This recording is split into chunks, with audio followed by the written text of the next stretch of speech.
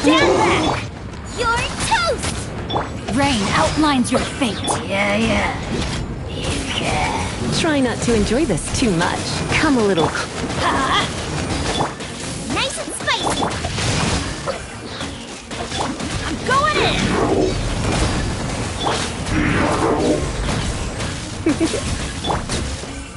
Body, let me weave you a Let's light it up!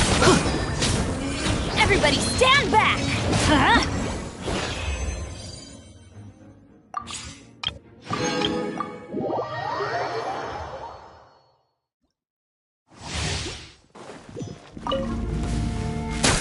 Let's keep going, team! Look at you, Foozhound! Oz, reveal thyself! How's this? No rest for the wicked. I summon thee! Engaging! Yeah! Now's our chance! Let's go! Can't handle your dream! Wings of darkness! Come! Get back! I'm a rock! No rest for the wicked. Let's keep going, team! Yeah!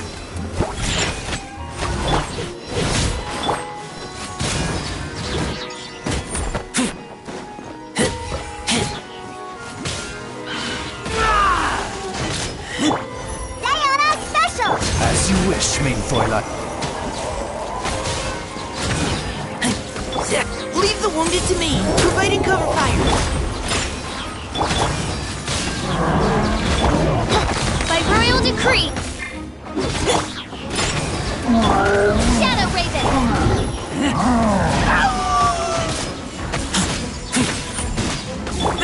Look at you, Foozhound! Kicking ass! Now's our chance! You had your chance!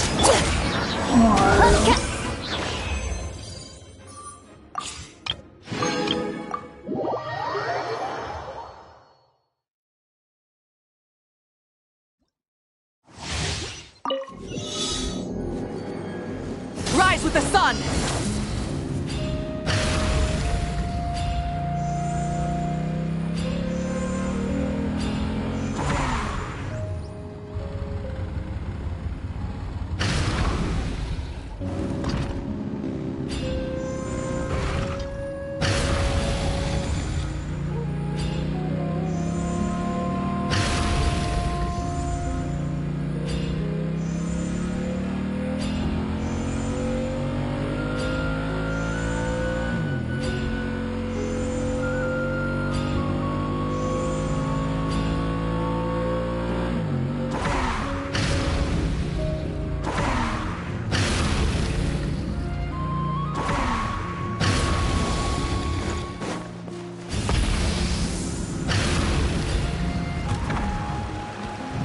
Leave me alone. Don't make me Pathetic fight. You act, boys! Incinerate! Boom! Incinerate! Full throttle!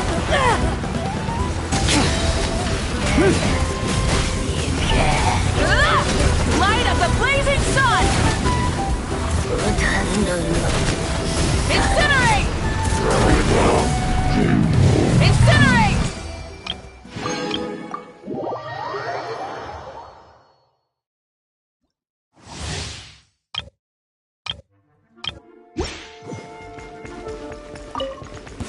We run steady. Struggle all you want. Leave it to me. Okay.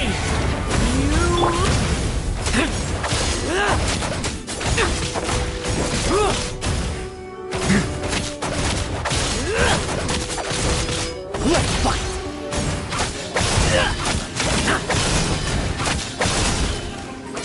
Now what's it?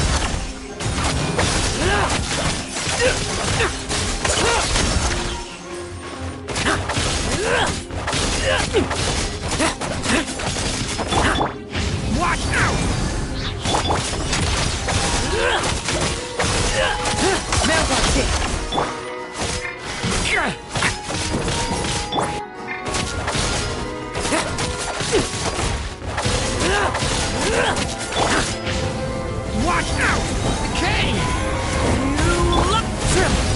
I want to.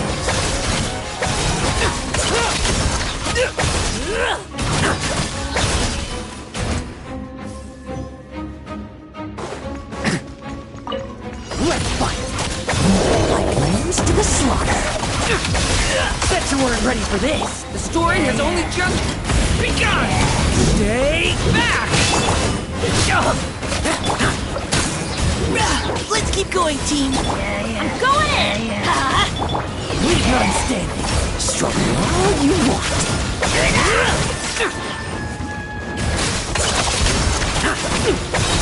The story has only just begun!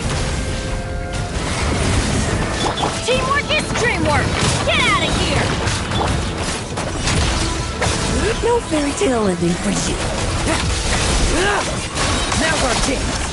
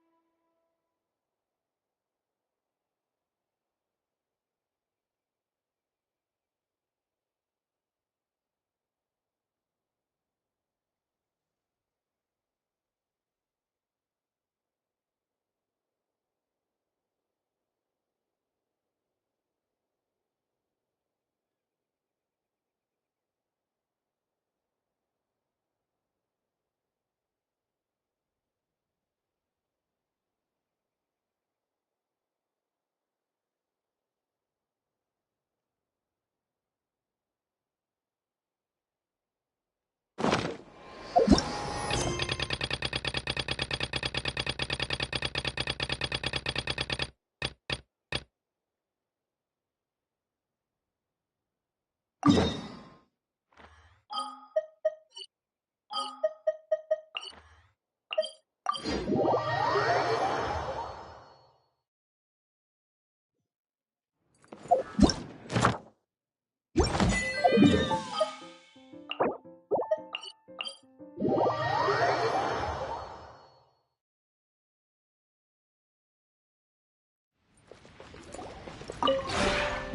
have put it.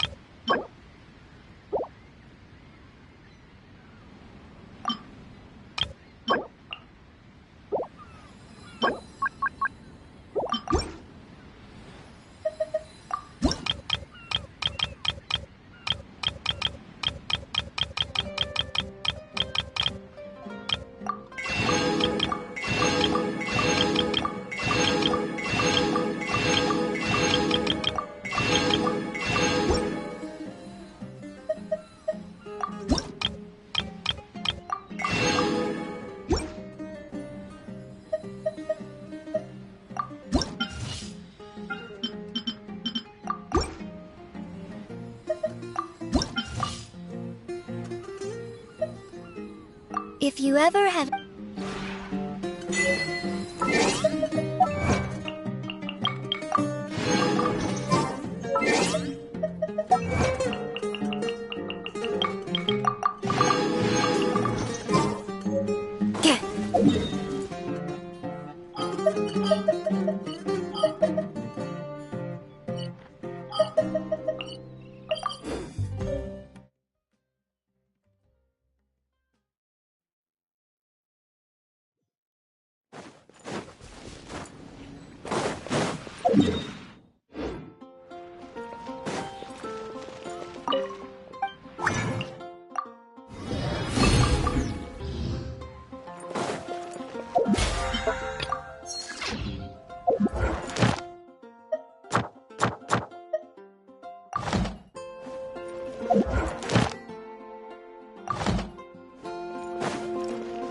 Add Astro...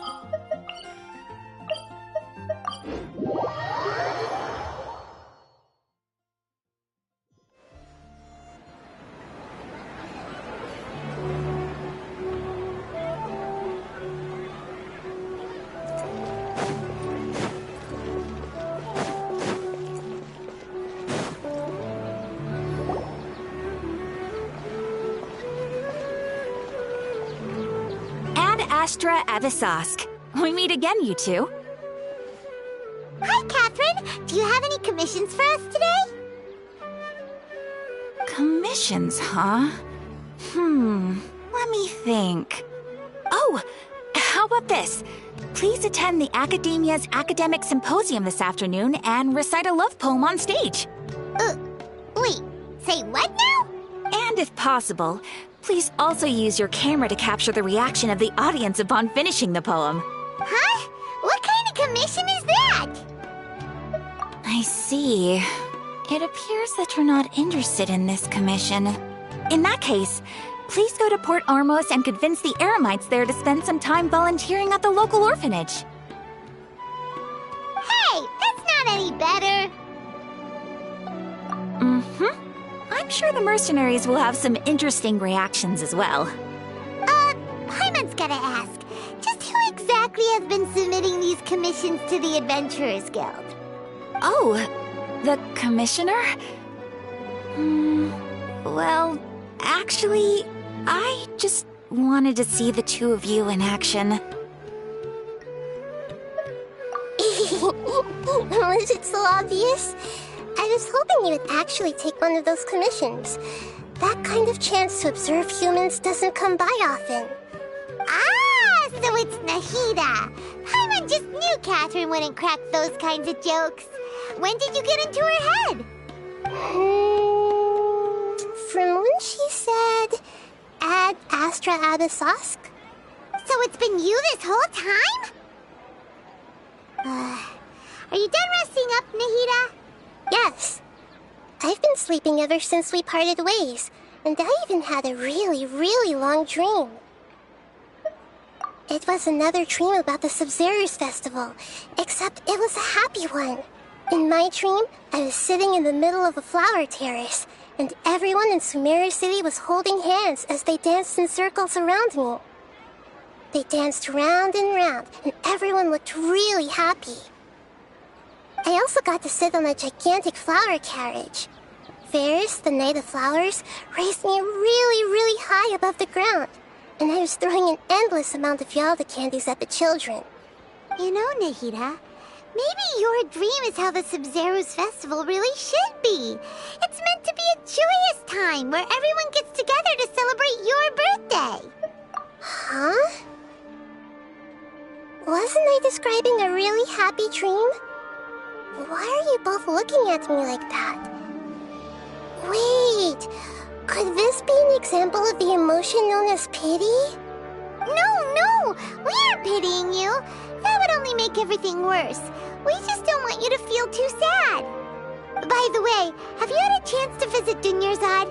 How's she doing? The Homianis haven't allowed any visitors after the festival, so we haven't been able to check on her. Yes, I paid her a visit right after I woke up. She was resting at the time. Her condition is stabilized. However, since Elazar is a manifestation of the withering on the human body, we can only cure it by finding a way to take care of Irminsul's own withering.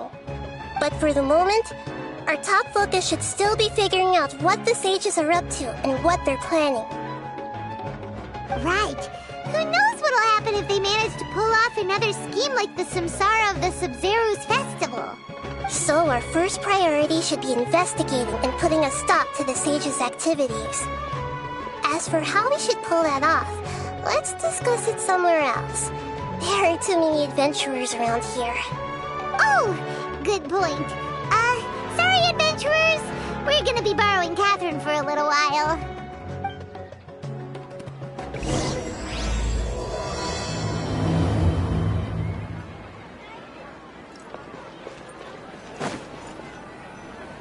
Let's continue our chat here.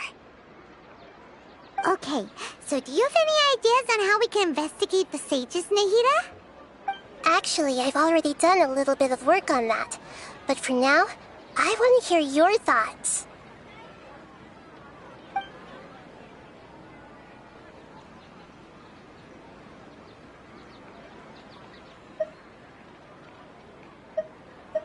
No way, that's too risky. You mean it'd be too easy to get caught? No, it's not that. We shouldn't involve innocent students in this. A single mistake could completely ruin their lives. Doing that would be ignoring the safety of my people for my own selfish goals. How is that any different from what the sages are doing? That's a good point. Spoken like the god of Sumeru.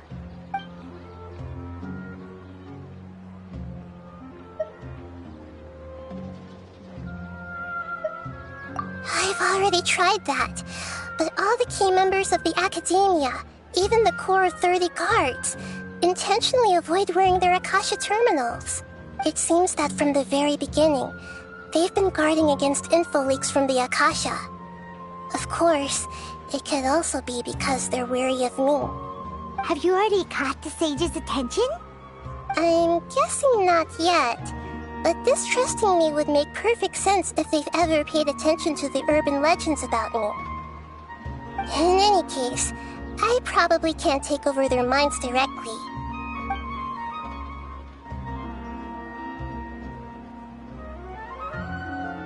We're in the dark as of now. Since we still don't know anything about their goals, any rash move could tip them off and lead to terrible consequences.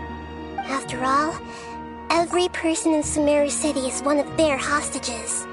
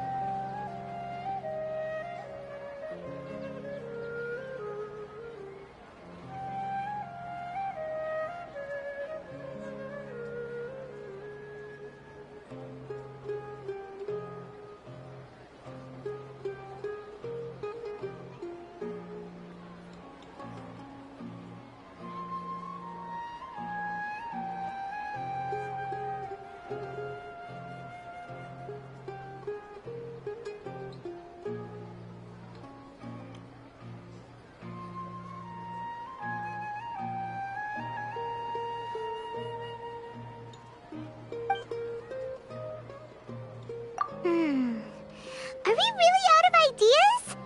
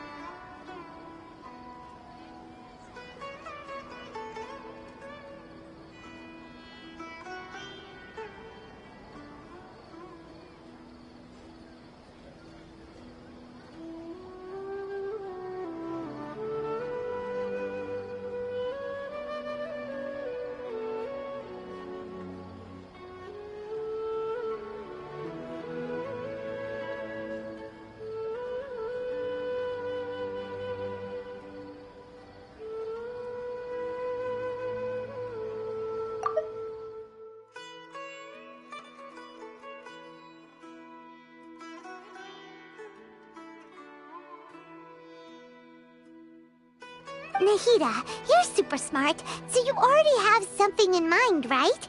Don't keep us in suspense. Spill the beans already! According to a popular theory from the Vahumana Darshan of the Academia, rejecting impractical motions at the beginning of a planning session will give more weight to the actual proposal. Okay, but aren't you the god of wisdom? You don't have to use that kind of gimmick to make us take your ideas seriously.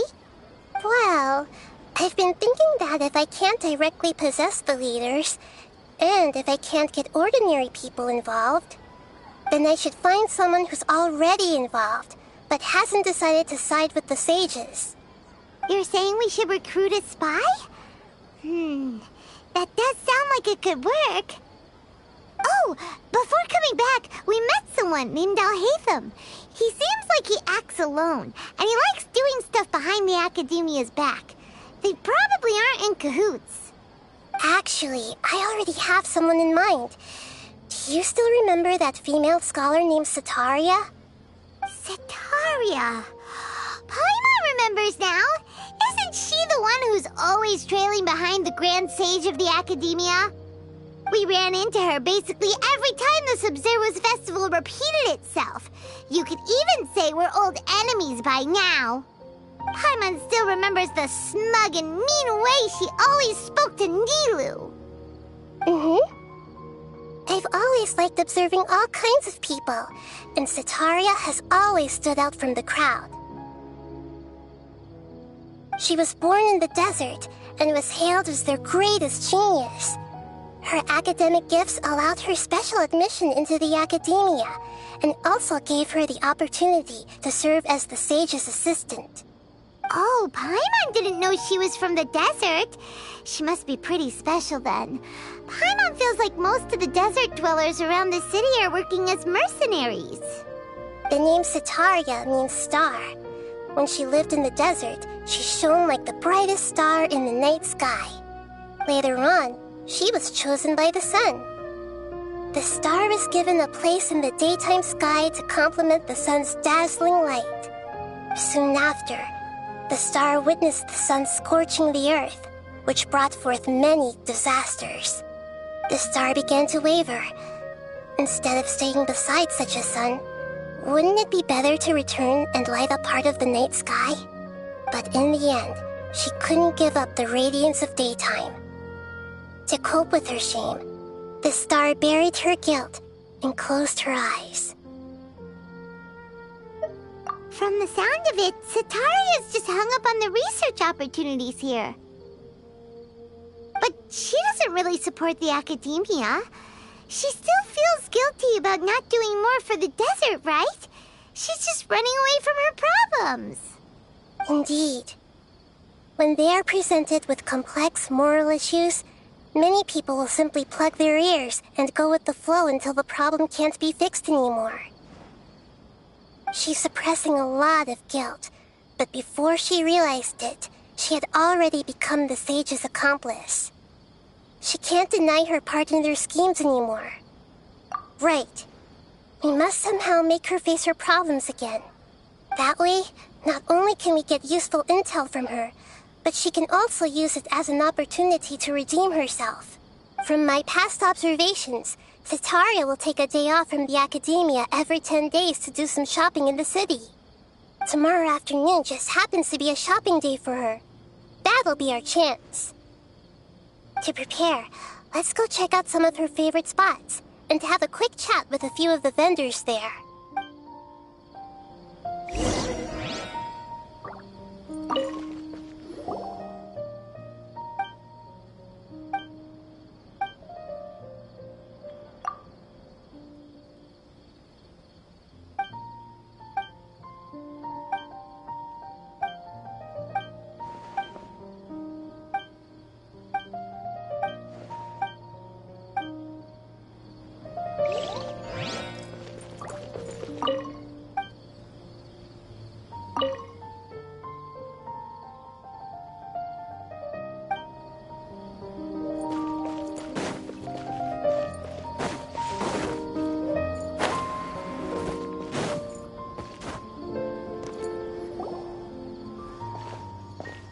this should be Sataria's favorite fortune-telling spot. So should we ask the fortune teller about Sataria? No, I already have enough information on Sataria.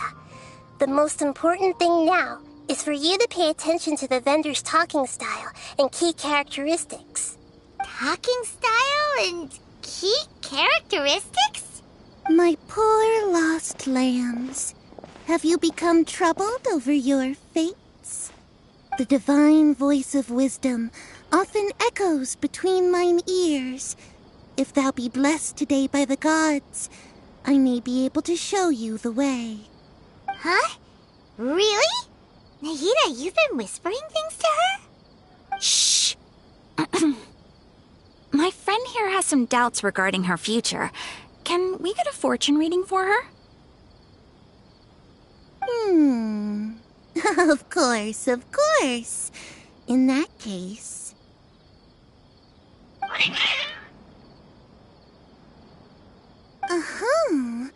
It would seem that Harut and Marut are quite wary of you. Perhaps, at some time in the past, you have somehow offended the gods. Only mocking the god of Animo, questioning the lord of Geo's financial savviness, and brawling with the god of Electro. Do those count? Oh, nothing. Go on, pick an aspect for her to divine. Love prospects? No problem at all.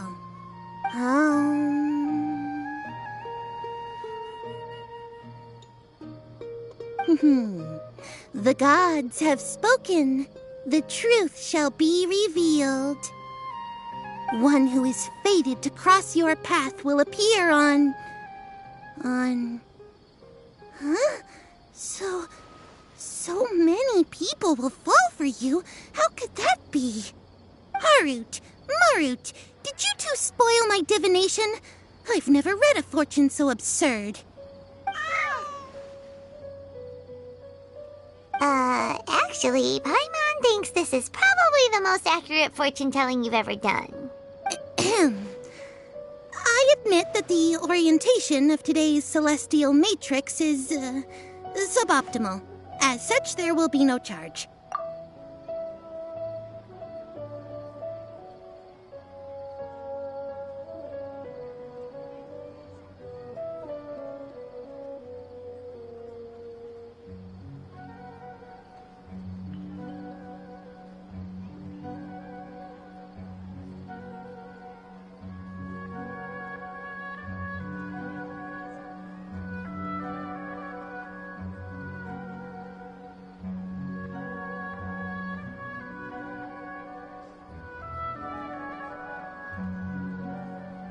Is that so? Well, that can't be helped. If you were to bring some food offerings for Harut and Marut on your next visit, perhaps they could help you reverse the wheels of fate.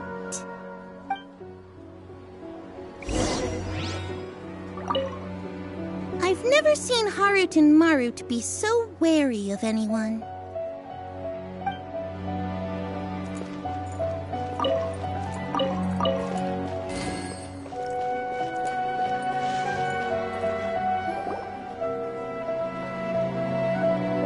Another one of Sataria's favorite stalls? Yep. It belongs to a king. His father helped Sataria a lot when she first moved to Sumeru City, so she still comes by whenever she has time. When I start talking with him, listen carefully to the details of our conversation. Ah, dear customers. Would you like to look at some pottery? We caught wind of your great craftsmanship, so we specifically came to take a look. Oh, I recognize you. Aren't you Miss Catherine from the Adventurers Guild? Sounds like I'm in for some big business. Speaking of, where did you learn this trade? I suppose you could say it all started with my dad. He's a mason by trade, but I picked up an interest in clay while apprenticing for him. After that, I began making pottery by myself in secret, and I simply changed trades when my works turned out well. Although it's a pity that I'm no longer making much use of the knowledge provided to me by the Akasha. That's nice. You're making a living doing something you love. So is your father still working as a mason? Oh no, not anymore. A few years back, he fell from a roof and broke his leg. Since he had already saved enough Mora over all these years, he's just enjoying the retired life in Port Ormos nowadays. I see. We wish him peace and happiness in his retirement. I'll have someone in charge of logistics at the guild come by another day for some goods. We'll leave you to it. Take care now. No problem. Rest easy, all our goods are sure to meet your every need.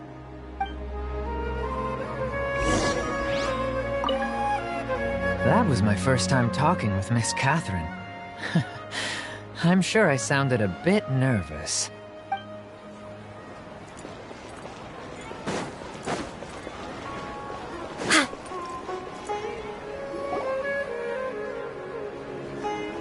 This should be our final stop. Setaria is always thinking of this restaurant when she's working at the academia, so she always comes by whenever she's out in the city. Nahida, you've really thought of everything! It's my duty to protect Sumeru's citizens, after all. Hi there. I feel like I've seen you down by the docks before. Huh? Sorry, I don't quite remember. If I recall, you were having a discussion with someone about shipbuilding at the time. Ah, that's right! I've always been really interested in feats of marine engineering. After all, I grew up in Liyue Harbor and spent my entire childhood staring at the ships going in and out of the port. I came to Sumeru to study, but failed to make it into the academia due to my lack of talent. But I'm still discussing all kinds of problems with different scholars, and I'm continuing to study and perform research from the restaurant's basement. I'm sure I'll get into the academia after their next round of exams.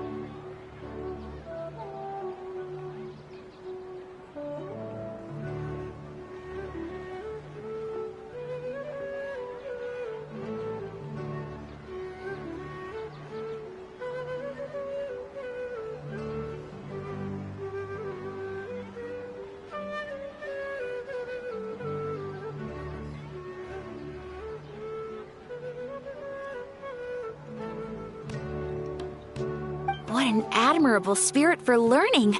Amazing! Sure, but you'll find hardworking people wherever you go. So this restaurant has a basement as well? Huh. First I've heard of it. That's right.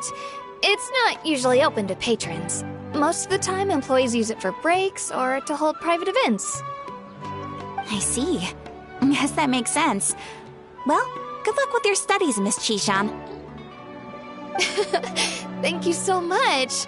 As long as I can make it into the academia as an official student, I'll be happy.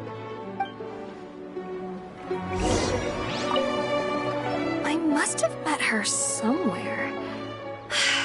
Why can't I remember?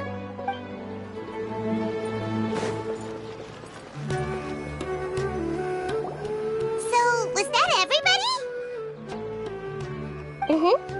3 familiar faces should be enough for Setaria. What's the point of all the information we've collected? Nahida, you still haven't told us how you're planning to make Setaria face her problems. Setaria is already used to avoiding her problems, so we must find a way to break through her usual sensibilities. I remember you mentioned that the Eremites in Port Ormos are all making a fuss about the upcoming resurrection of King Deshret. Although it's all just a boatload of nonsense, the fate of her homeland may turn out to be Setaria's soft spot. Oh, Paimon gets it now! You want to take advantage of the guilt Setaria feels about her homeland. Although she knows she should return home to help the people of the desert, all she's done is conspire with the sages. So how do we set that up? Well, King Deshret is long gone. And Sataria is also too smart to fall for any simple tricks. If we simply engaged her under the guise of King Deshret's believers, she would definitely be wary of us, and we may not get anywhere.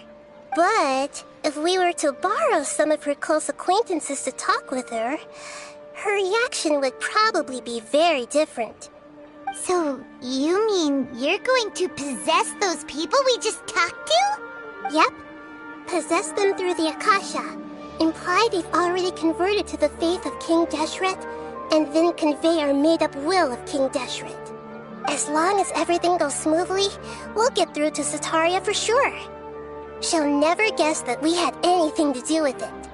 Ah, so that's how you're going to use all the info we collected on these people. It's so that you won't slip up and break form. Possessing them will only work if you can manage to pass off as them. Exactly. So, best of luck with impersonating them. Huh? Best of luck? But we don't know how to possess anyone. That's no problem at all. I'll just share all their senses with you once I've possessed them. As long as you're also wearing an Akasha terminal, the effect will basically be as if you've possessed them yourself. Huh. That is pretty convenient. But why does she have to do this? Can't you do it yourself? Although I've been observing humans for a while, I've never been good at imitating them.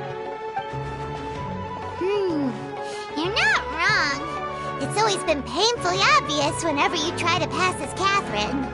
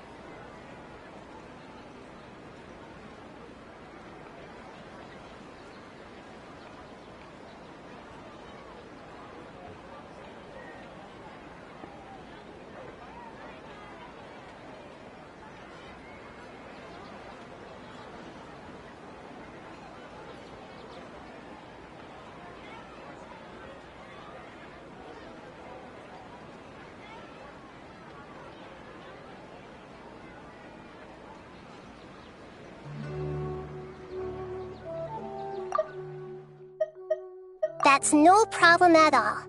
I'll just share all their senses with you once I've possessed them.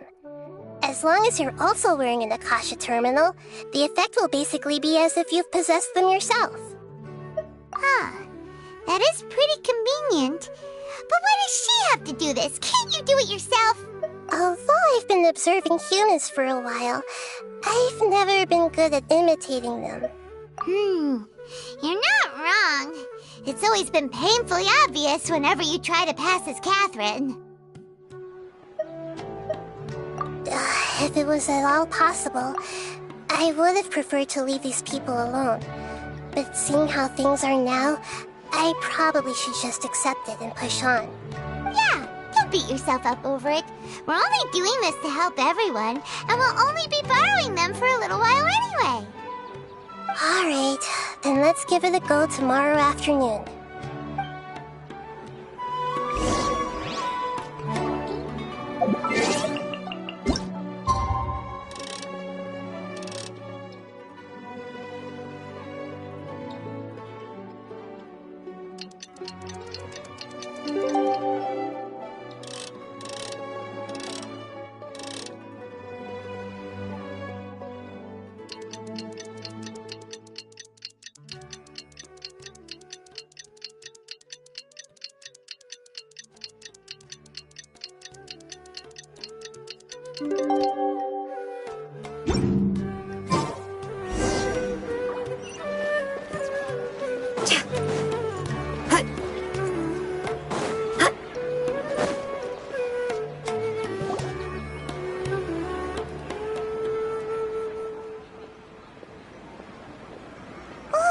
Here she comes! Satori is here!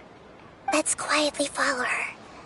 Once she starts talking to her acquaintances, we'll find a safe spot to begin possessing them. As for how we'll sway her to our side, I'll leave that to you. I trust you'll know what to say. I'm starting to feel kinda nervous. Okay, let's go. Looks like they've already started talking. Let's find a hiding spot and get started.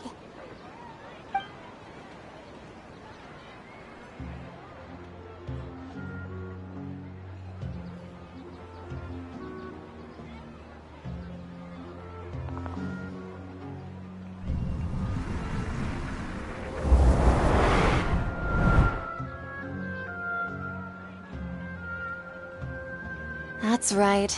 You really can't force anything when it comes to love. And besides, everyone around me has a very different background and outlook. Are you still listening to me, Nabia? That's right. You really can't force anything when it comes to love. And besides, everyone around me has a very different background and outlook.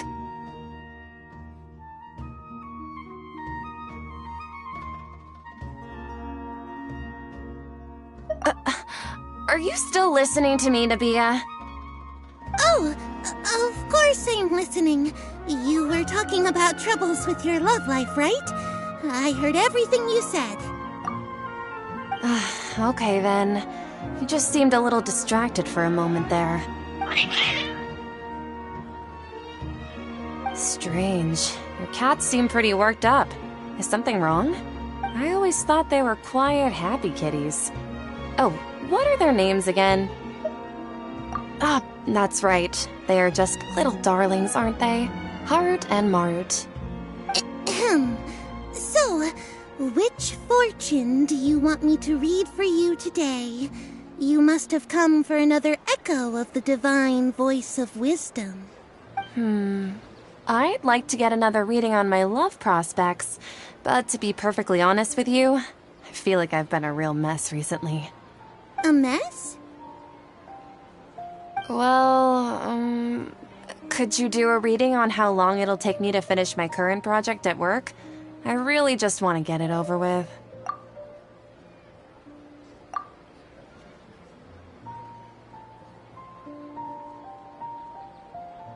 I hear you. No problem at all. The gods will reveal the truth.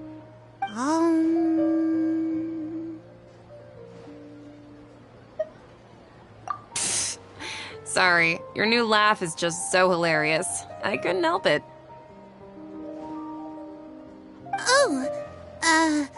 Please pay no mind to those kinds of details.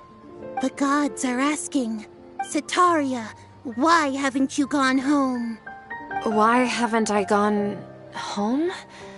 Do the gods really know everything I've been thinking about? Setaria, why don't you just go home? It's a demand now instead of a question. The gods seem to be truly upset. I'm sorry. I know I failed the gods. Please pass on my most sincere apologies and ask for their divine forgiveness. And if I may ask, Nabia, is there a specific god who's speaking to you right now?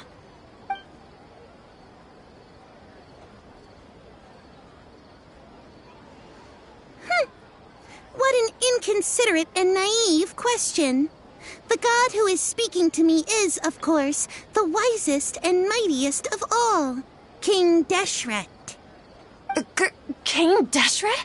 No wonder he would make such a demand of me. Wait a second. King Deshret passed away a long time ago. Even though news of King Deshret's resurrection has been spreading like wildfire, it's all just a misinformation campaign from the academia. How can King Deshret still exist in real life?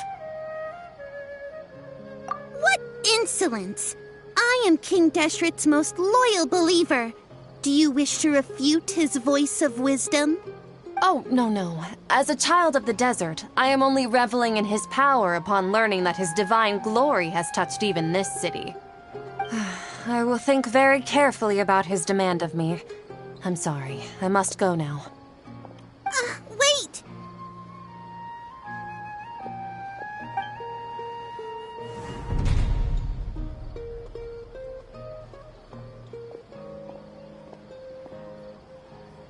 Whoa! She just ran off in a hurry. She looked pretty upset, too. Well done.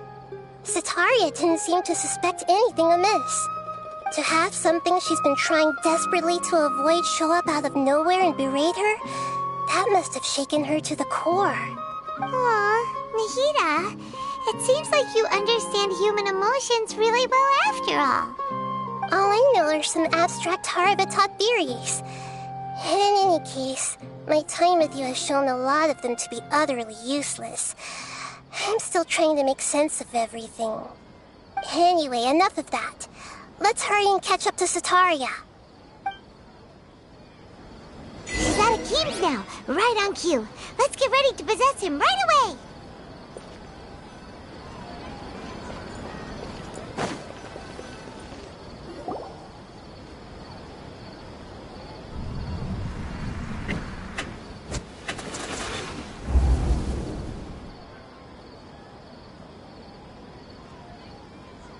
It's okay. I just got caught up in something. Oh, actually, didn't you ask me to help you look for work? What kind of work were you looking for again? Oh, right. Your old man's craft. How could I forget? Speaking of, how's he doing? Is he feeling any better?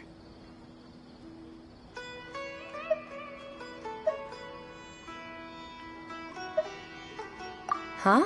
Wasn't he nursing a leg injury? If I recall correctly, his strong arms had always been his pride and joy. He sprained his arm a while back while trying to show off his strength. I thought you'd heard. Actually, while we're talking about him, is he still living in Port Ormos? Yeah, he's been retired there for a while.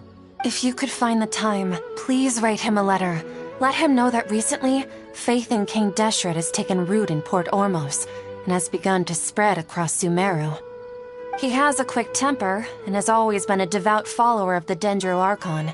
I don't want him to get into a fight with those King Deshret believers because of a difference in beliefs. Oh? So, who are you siding with in all of this? The Academia or King Deshret? I'm so jealous of you. You were born a child of the desert, yet you chose to betray King Deshret, and now you spend all your time with those crooks from the Academia. Akeem, you don't mean... you've also become a believer of King Deshret? What's so strange about becoming a believer of the wise King Deshret? In fact, aren't you the strange one? The one who still can't pick a side? Can't pick a side? Me? Whoa! Paimon had no idea you'd be so good at this! You really zeroed in on the issue and put it right in front of her. It might feel a bit overwhelming for Setaria. But once everything is over, I'll be sure to pay her a visit to her mind and explain everything.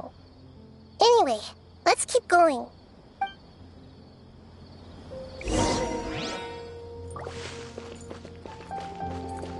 Come on! Setaria's arm...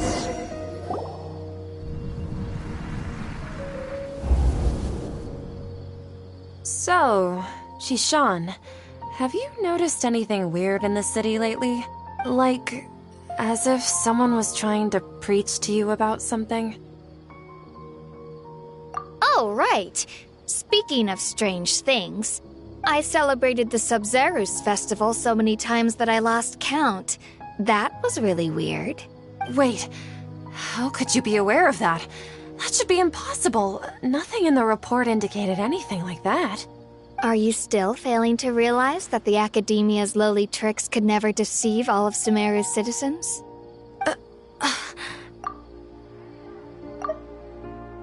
Shishan, don't tell me that you've converted to King Deshret as well.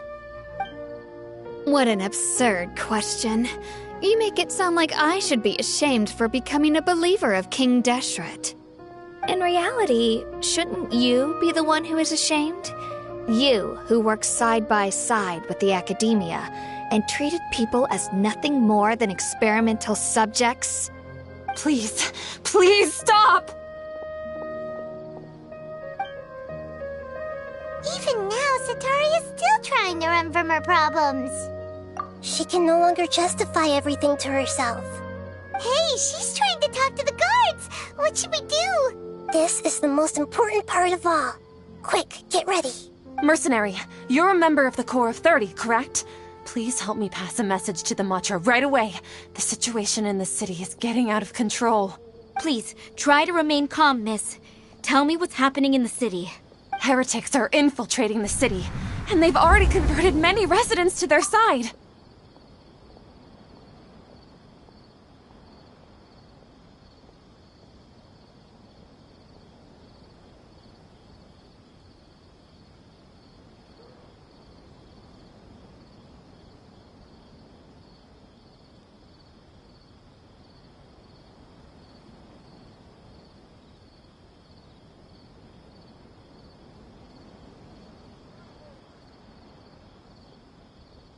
Heretics? What kind of heresy are you talking about?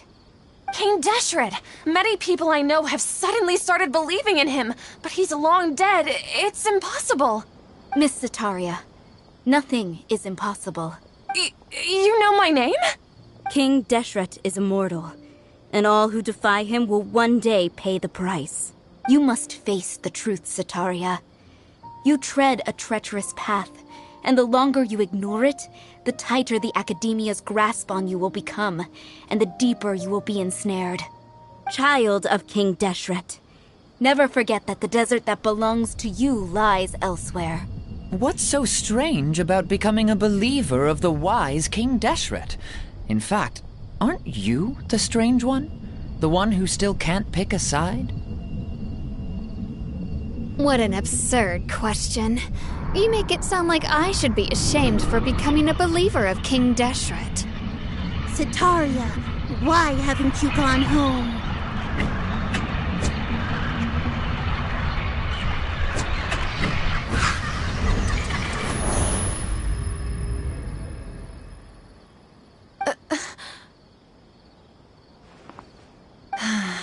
It seems that no matter where I run, I only keep finding more believers of King Deshret.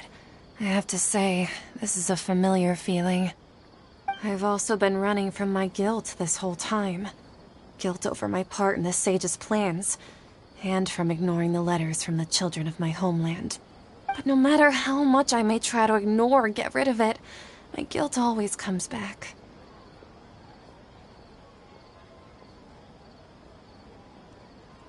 You won't necessarily lose your research opportunities by facing the truth.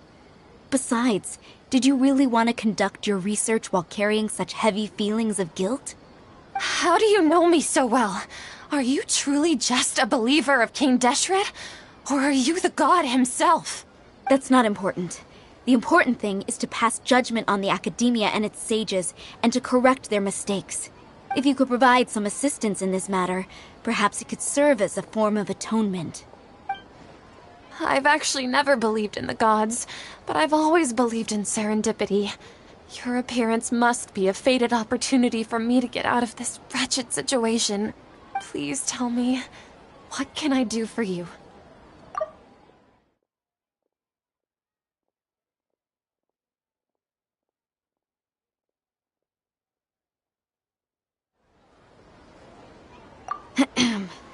How much do you know about the sage's current activities?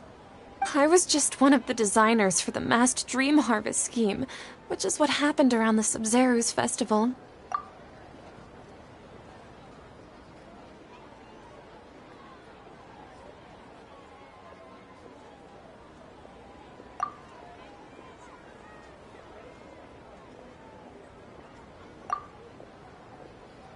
But I know very little about the full scope of the overall project. I'd assume that only staff with the highest clearance would have access to those confidential documents. I've just been working to meet the Grand Sage's specified requirements. However, there's something that's been really bothering me. I heard that a scholar who was previously expelled has returned to the city, and even the sages are still quite wary of him. To fight against the academia, we will need to figure out the nature and the purpose of their work. Is there a way for us to get access to the confidential documents you mentioned? It should be possible if we're willing to take some risks. After all, I'm an assistant to the Grand Sage, and I've been working on many tasks outside of the project.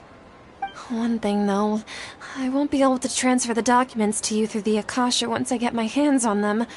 The sages have always closely monitored all activities within the Akasha. Let me see...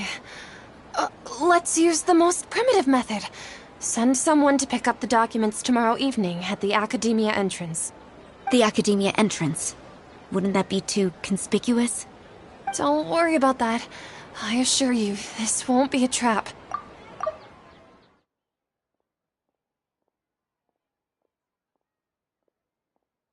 I'm only suggesting this location because it'll draw more scrutiny for me to leave the Academia again. It'll be safest for me to distract the guards long enough to hand you the documents. All right, I trust you. So, if I were to successfully complete this task, would it mean I've atoned for my wrongdoings? That'll depend on the judgment of the Dendro Archon. The Dendro Archon. That's right. Her people are the ones we have endangered. As the God of Wisdom, she's also the one responsible for judging and guiding the scholars. Maybe it's time for me to find a god to believe in. Just as Nahida predicted, we've managed to bring Sataria to our side! The Traveler's execution was ingenious. She's the one who deserves all the praise. Well, now that we've made plans to meet again tomorrow evening, all we can do is pray for Sataria's mission to go off without a hitch. Pray? But if we're going to pray to the gods, aren't we just praying to you? God of Wisdom and Guardian of the Scholars? No. The truth is the true Guardian of Scholars. I've always believed that. Anyway, let's meet again tomorrow evening at the Adventurers Guild.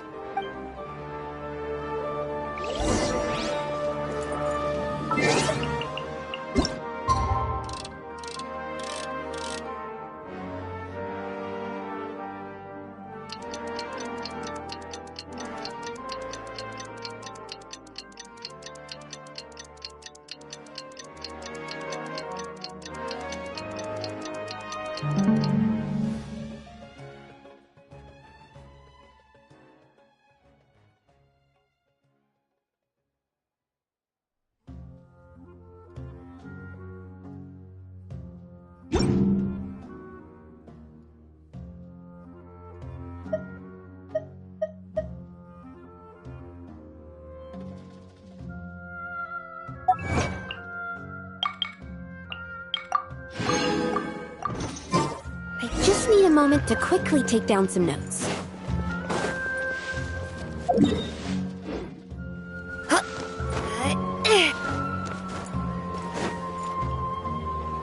Catherine, we're here!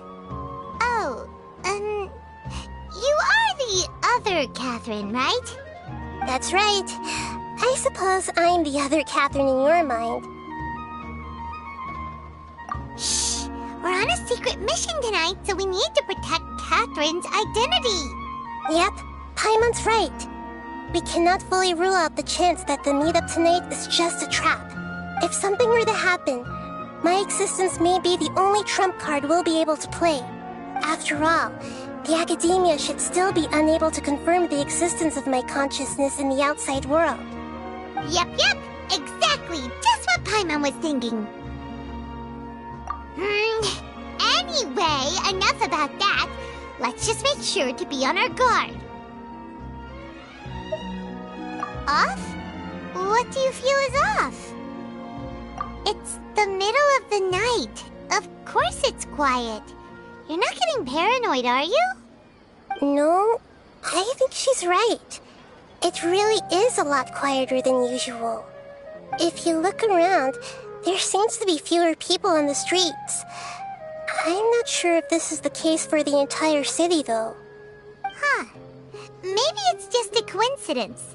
Maybe Sataria figured out a way to not only distract the guards, but also to get everyone to go to sleep early, just so we can exchange the documents in peace.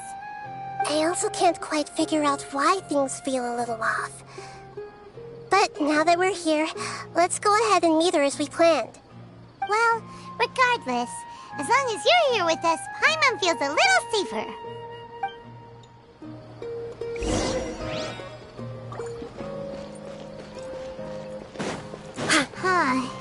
There really aren't many people out right now.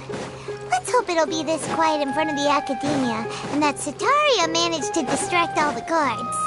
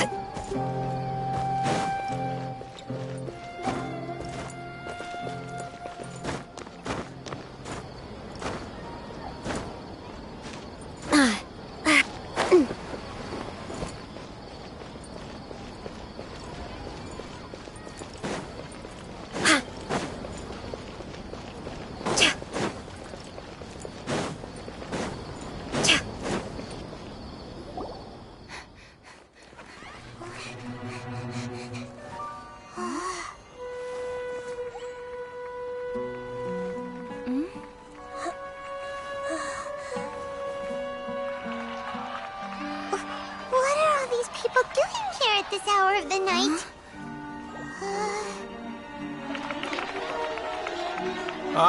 The triumphant hero returns at last. And to a rather spectacular welcome, even if I do say so myself. You're the outcast, expelled from the academia. Indeed I am. Although these days they tend to call me the Doctor.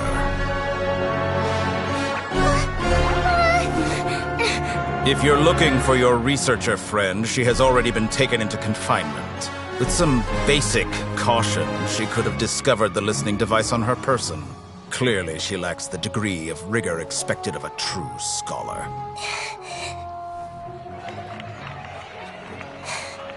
The people of Sumeru City!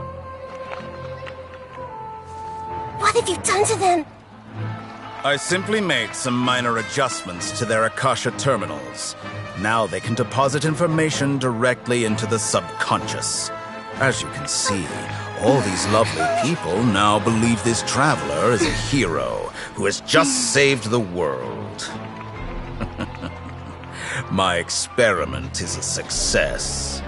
And now it seems they can no longer hold back their sheer adoration.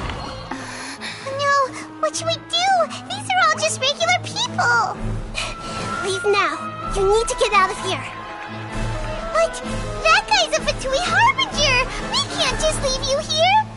nor can I abandon the people of Sumeru!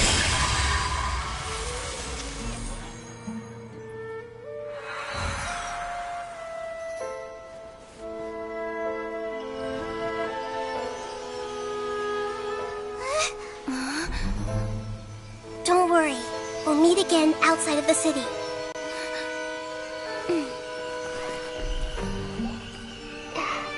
I see. You appear to have overridden their mental faculties with your own consciousness. To possess such a powerful mind, you must be the God of Wisdom.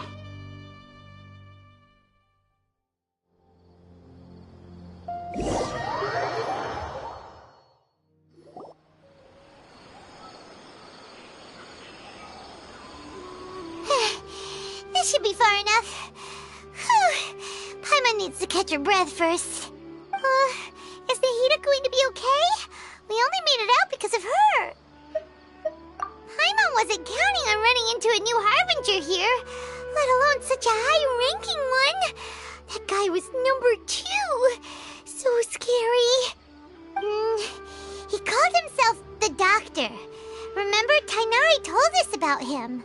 Sataria did say that someone who once got expelled from the Academia came back recently, and that even the sages are wary of him. Yep, sounds like she must have been talking about the Doctor.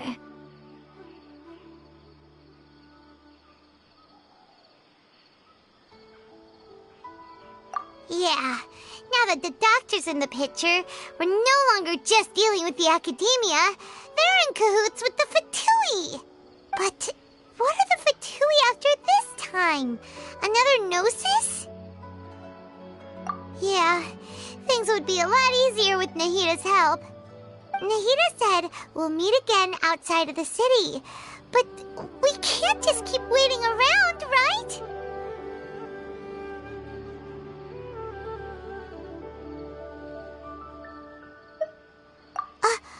You mean... Oh, right! Wasn't he invited by the sages to work on some project when we were staying with him in the Vidia Forest? That has to be the same project! Even though he turned it down at the time, he might still know something. There's no time to lose. Let's go to Gandharvaville!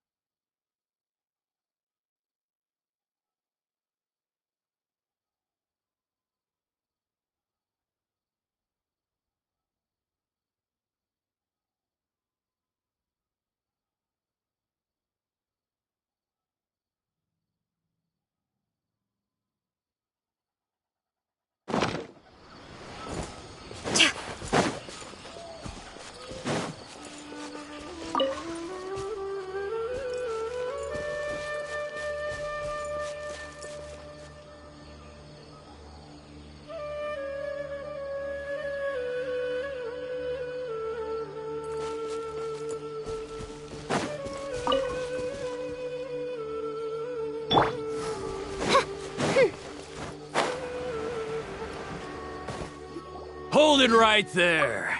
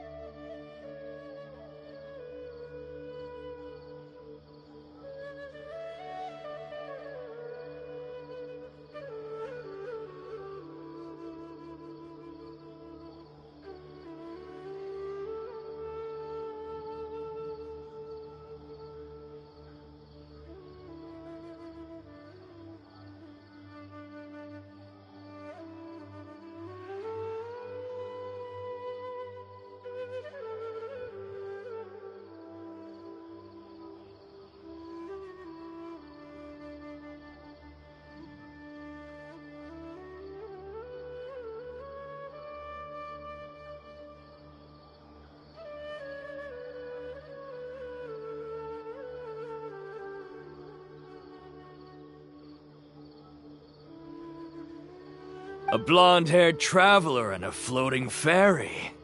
We've got you, all right. Take a look around. You've fallen right into our trap. Are you mercenaries from the Corps of 30? Did you come here to arrest us? Corps of 30?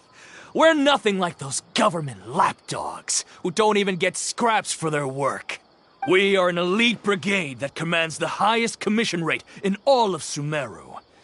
We're here on the orders of a client known only as the Outcast. The Outcast? An outcast from the academia? But why wouldn't the doctor just send the Fatui after us?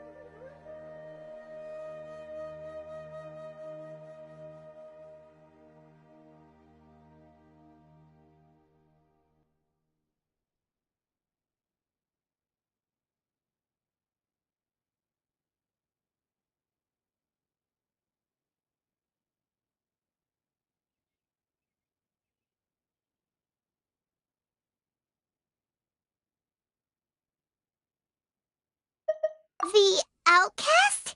An outcast from the academia? But why wouldn't the doctor just send the Fatui after us?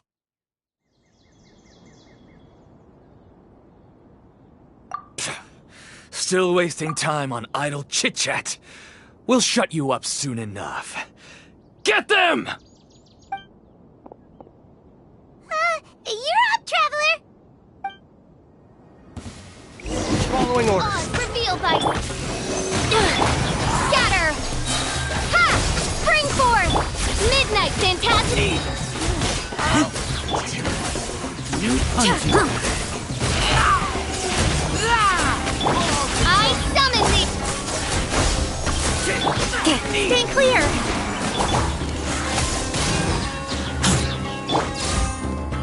Where do you think you're going? Midnight Phantasm. Germinate! Propagate! It isn't over yet! Here comes reinforcements! Get back! Ha! Enhanced Animo Module 75! Animo Test 6308! I summon thee! Scatter!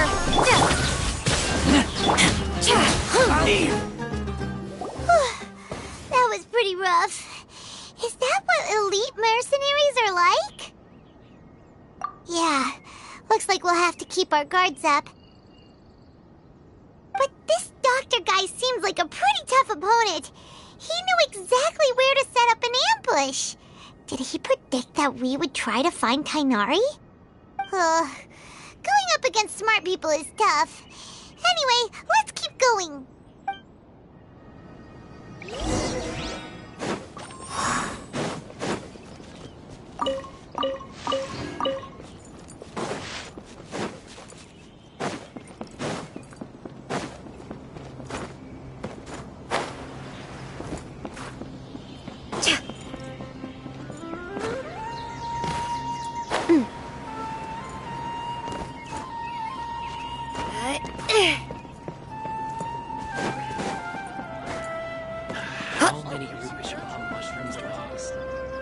Oh, it's the Traveler and Paimon. What are you two doing back here? Kale! It's nice to see you again. Are you doing all right? To be honest, I'm not doing too well. My Elazar has been progressing at a faster rate lately. I'm finding it harder to complete more intricate tasks. As a result, Master Tainari is taking me off the patrol schedule. He will only allow me to stay here and coordinate other people's tasks. Oh, Kale. Speaking of Tainari, did he go off on patrol? We're here to talk to him. Oh, Master Tainari? He just left the Avidia Forest a little while ago. He was headed to Party's DI. He left? What?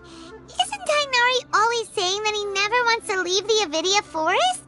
He even turned down the Sage's invitation. I thought it was weird too. Master Tainari always prioritizes his work as a forest watcher above everything. He almost never leaves his post. He left in a hurry this time, though.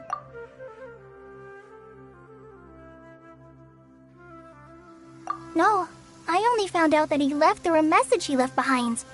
He also made sure to delegate all his tasks using a schedule. To leave in such a hurry? I'd guess he had something urgent to take care of. Master Tainari originally studied in the Amorta Darshan of the Academia, and Partis DI is something like the Amorta's research base. Many rare shrubs and grasses have been planted there for research.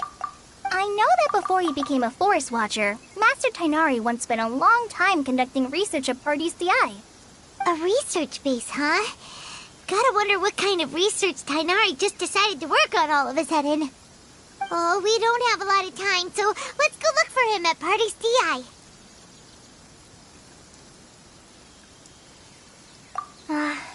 Don't worry. I'm fine. I'm used to living with Elazar by now. If you run into Master Tainari, please send him my regards. Got it. Will do. See you later, Kale.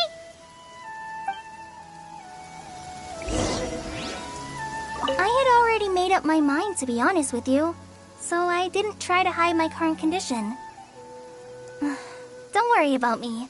I'll be fine.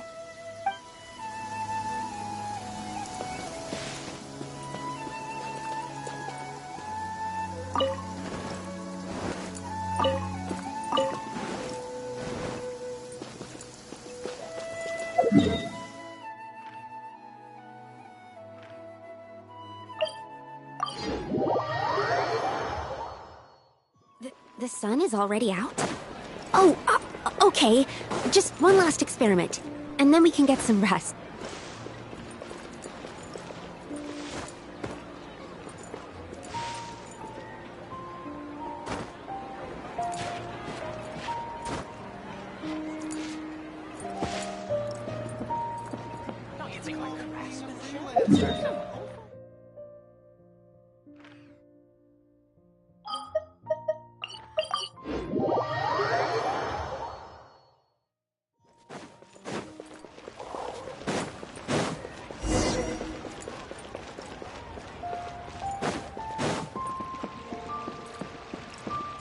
Ad Astra.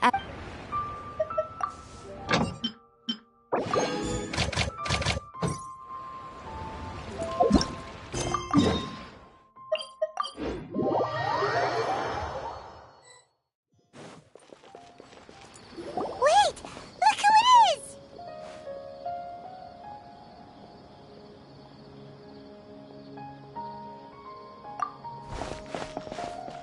Thank goodness you're okay. We were so worried about you. Hey, this was supposed to be a touching reunion, but you're ruining the moment. Actually, it's very smart of the Traveler to be wary of me right now. After all, the Doctor has shown that his technology can apparently even control human minds. Plus, it's not like you could have known what happened after we split up and I was facing the Doctor by myself. Even a pool of stagnant water after a torrential storm can occasionally pass as a patch of sky. Paimon feels like only the real Nahida could come up with such an obscure analogy. Huh? But I wasn't trying to win your trust or anything. All I wanted was to clarify my point. Well, we understand that point now. Please, Nahida, tell us more about what happened. Are those poor people all right? When you left, I was still in the middle of restoring everyone's minds. Thankfully, when the Doctor mentioned depositing information into the subconscious, he didn't mean engraving information into their minds. Instead, he did something closer to creating hallucinations. That was still within my power to fix. Luckily, I managed to finish my restorations and mind jump away from him just as he was about to capture me. Whew. What a relief. The Doctor sure pulled out some hidden cards, but good thing we had Nahida with us. I wouldn't be relieved just yet. I gave away my true identity when I restored everyone's minds, which means we've lost another one of our trump cards. Also, the Doctor is already an expert at modifying Akasha terminals. Maybe it's only a matter of time until he captures my consciousness inside the Akasha. Would that mean you'd no longer be able to jump between minds? Then how do we stop him? He's still at the Academia, so it's possible he already started messing with the Akasha. Ugh, it feels like he's toying with us. What a nasty piece of work. Plus, the Doctor's combat ability alone is apparently enough to make him worthy of being number 2 of the Fatui. We shouldn't give up hope just yet. Let's try to find another way to attack this problem. Actually, Nahida, how did you know we were trying to get to Party's DI? Have you been waiting for us? Yes, I have. I can see the Traveler's elemental energy, so I deduced your destination by looking at the direction you were moving in. You didn't come here for sightseeing, right? Did you find any leads? We're looking for a scholar we know. His name is Tainari, and the sages once tried to reach out to him. Why don't you come inside with us and see what we can find? Okay. Let's just hope we won't get him into trouble.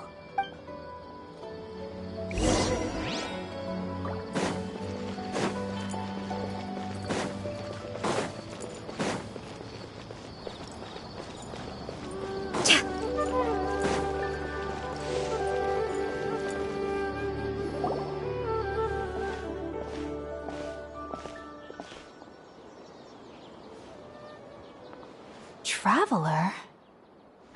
It is you! Ah, it's Hypatia! Ah, what a pleasant surprise! It's so nice to see the two of you again. Who's this? She's a scholar we met in the Avidia Forest. When we last saw each other, she was still training in the... what's it called? Satyavada life? Oh, I see. That's right, we're old friends. You've come at just the right time. Ever since I've come here, hardly anyone has even talked to me. Hypatia, you're way too excited about this. Actually, for you to leave the Avidia Forest means... you're not in training anymore? Wait, no. Did you already finish your training and reach Paripurna life? What do you think? My consciousness has already managed to make contact with the divine. You did it? Congratulations! It's so exhilarating to share this sublime joy with others at long last! When my consciousness made contact with the gods. Ah, what a supreme and unparalleled experience that was! That sounds incredible! Oh, all right. Actually, please wait. I haven't forgotten my promise to you. Remember? I promised to help you understand what you saw from Irminsul once I gained deeper insights. My current self has not only gained true insight, but I can even help you establish a direct connection to the consciousness of the divine. You can do that? I've never heard of anything like that, but if you want to give it a try, I'll do my best to protect your consciousness during the process. Hold on. I brought some spirit borneal with me. This is still a crucial part of the ceremony. We're using that incense again? All right now. Hold my hand. I'll help you establish a pathway to connect your consciousness. Okay. Ready?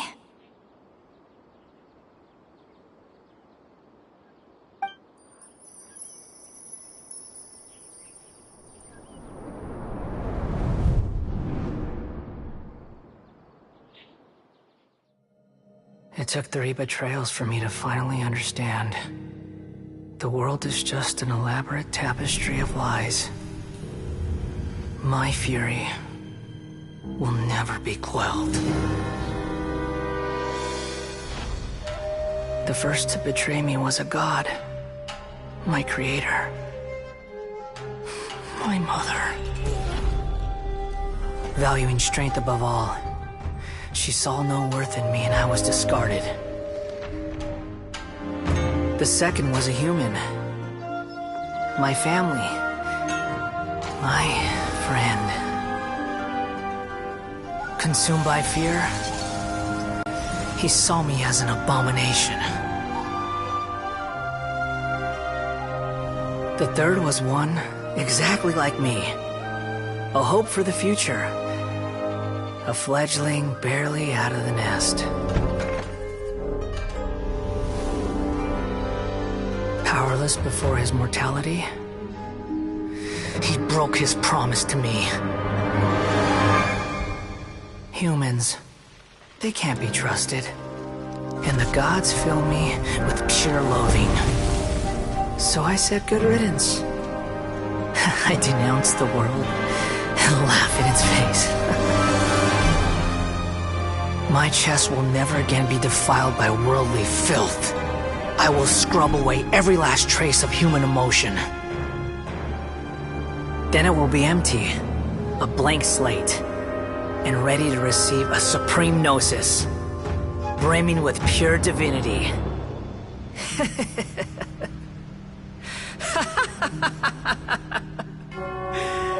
There is no need to fear.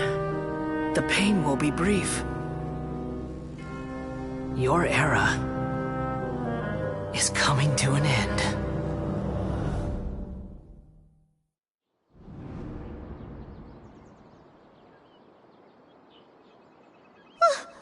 What was that? Did we actually just see the Balladier's memories? Everything matches what we know about him. But how is he connected to the divine consciousness that Hypatia was talking about? You saw it, right? You felt it, right? Such a majestic god! Such a noble will! Such sublime emotion! Alas, shame. If only that which beats within my chest wasn't a filthy mortal heart. Oh, great and merciful God! Please grant me forgiveness and salvation! Do you understand now? I'm afraid this is no periporno life, but rather... Ah! You... Why are you so mean to me? Why is everyone hiding from me? I found divine wisdom. Shouldn't I receive praise and honor? Haven't I uncovered that light in the darkness? Hypatia? That's how I always thought everything should be. Wait. Have I... already lost my mind?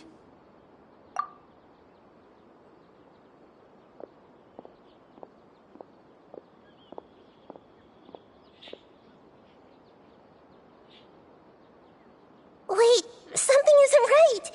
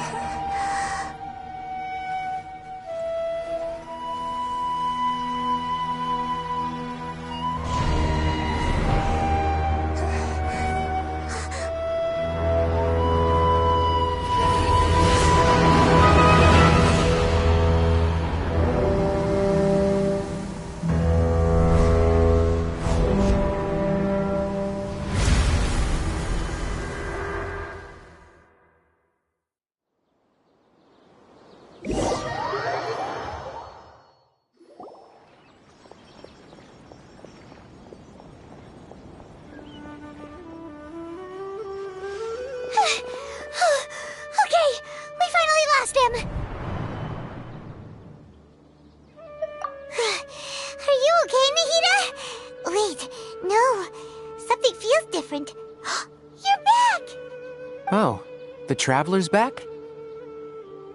Nahida was controlling your body for a while. It seemed like she jumped over to you as an emergency measure right before the Catherine puppet was destroyed. After that, Tainari heard the commotion and came over. He helped us defeat the mercenaries and then he ran with us all the way here. What? You swapped places? You mean your consciousness also went into Nahida's body? Wait, then... where is Nahida's consciousness? Where is she now? I never imagined that an individual's consciousness could be transferred around like this. Had I not seen it with my own eyes, I would have never believed it. I don't think this can be achieved with current human technology. Also, while we were running, the consciousness in your body told me to pass on a message. She said, "The doctor has found a way to trap my consciousness. So I can't journey with you anymore. But even in a moonless night, a shower of starlight can still drown out illusions and lies." Oh no! Nahida's trapped in the sanctuary of Surasthana for good this time. Was that message all she left for us? It's pretty vague. Oh, that makes sense! Since the doctor captured her, she won't be able to say anything without him knowing. She's being extra careful. Even in a moonless night, a shower of starlight can still drown out illusions and lies. Huh. Paimon knows the moon illusions and lies are from the alchemical divination at the Sub-Zero's festival. Didn't Nahida use a starlight analogy before? It had something to do with Sataria. Oh, that makes a lot lot of sense. Huh. Do you think Nahida was telling us to go find help in the desert? But she isn't with us anymore. Think we'll be okay? Paimon, you said Sanctuary of Surasthana, correct? Does this mean that this Nahida you're talking about, the consciousness who was occupying the traveler's body, is the Dendro Archon? Your guess is correct, but the situation's a bit complicated, so it's really hard for us to explain right now. That's all right. A scholar's curiosity doesn't need to be appeased right away. As for the complicated nature of the situation, safe to say I have witnessed that for myself. I've spent some time with you, and it looks like the Dendro Archon's also on your side. So, I trust you. Thank you, Tainari. Oh, actually, we came here to ask you a question. What do you know about the project that the sages have been working on? That. While I was indeed invited to join that project, the sages were always secretive about its scope and goals, so I eventually declined. All I know is that the project has something to do with the restoration of Irminsul. Huh? Did you see something when you were in Nahida's body? What? Do you have any evidence?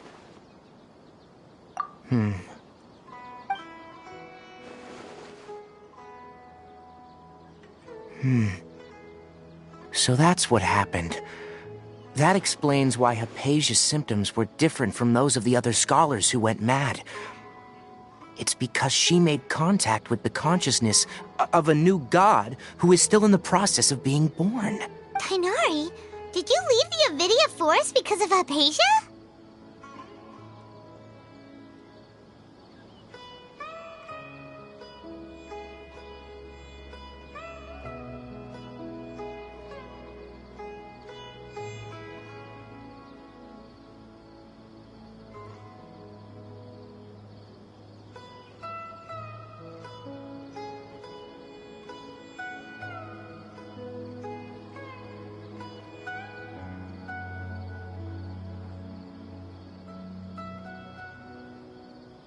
I did.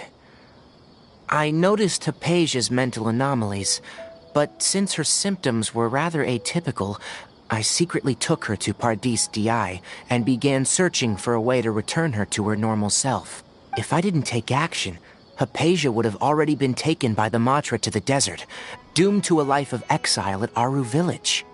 Now that you mention it, I knew the Academia has never thought particularly highly of Lesser Lord Kusanali, but I still didn't expect them to do something as arrogant as creating a new god. Looks like I made the right decision by not accepting their invitation. The Doctor and the Balladeer. We have 2 Fatui Harbingers in Sumeru. Sounds like we're in for a bad time. From your description, I don't think they've completed their project. There may still be room for us to intervene. But then, what is the connection between creating a new god and restoring Irminsul? Yeah, it feels like we're still nowhere close to figuring out the sage's goals. Right, we've pretty much gone over everything we need to know, so we should head out. How about you, Tainari? What are you going to do? I'll stay here for now. I still want to try a few more things to help Hypatia. If you're planning to go into the desert, start by heading for Caravan Ribat. That'll be your fastest route. Come find me here if there's anything else I can do to help. May the spirit of wisdom go with you. Thanks, Tainari. Hopefully Hypatia will feel better soon. We're off then.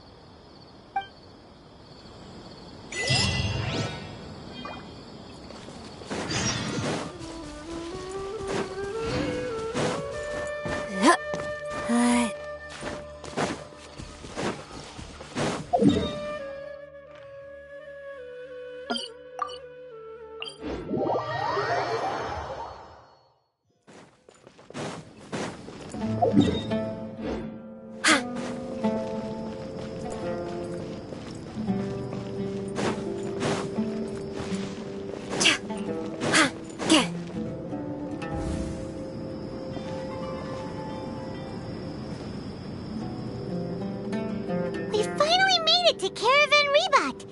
It's pretty lively here.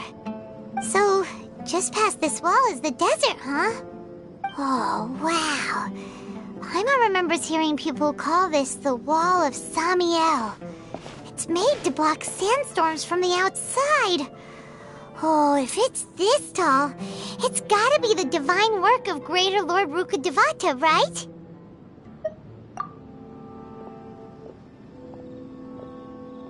Enough gawking. Come on, follow me. Huh? Over here.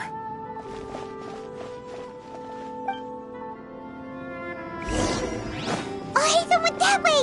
Let's hurry up and follow him. Wonder what he's up to.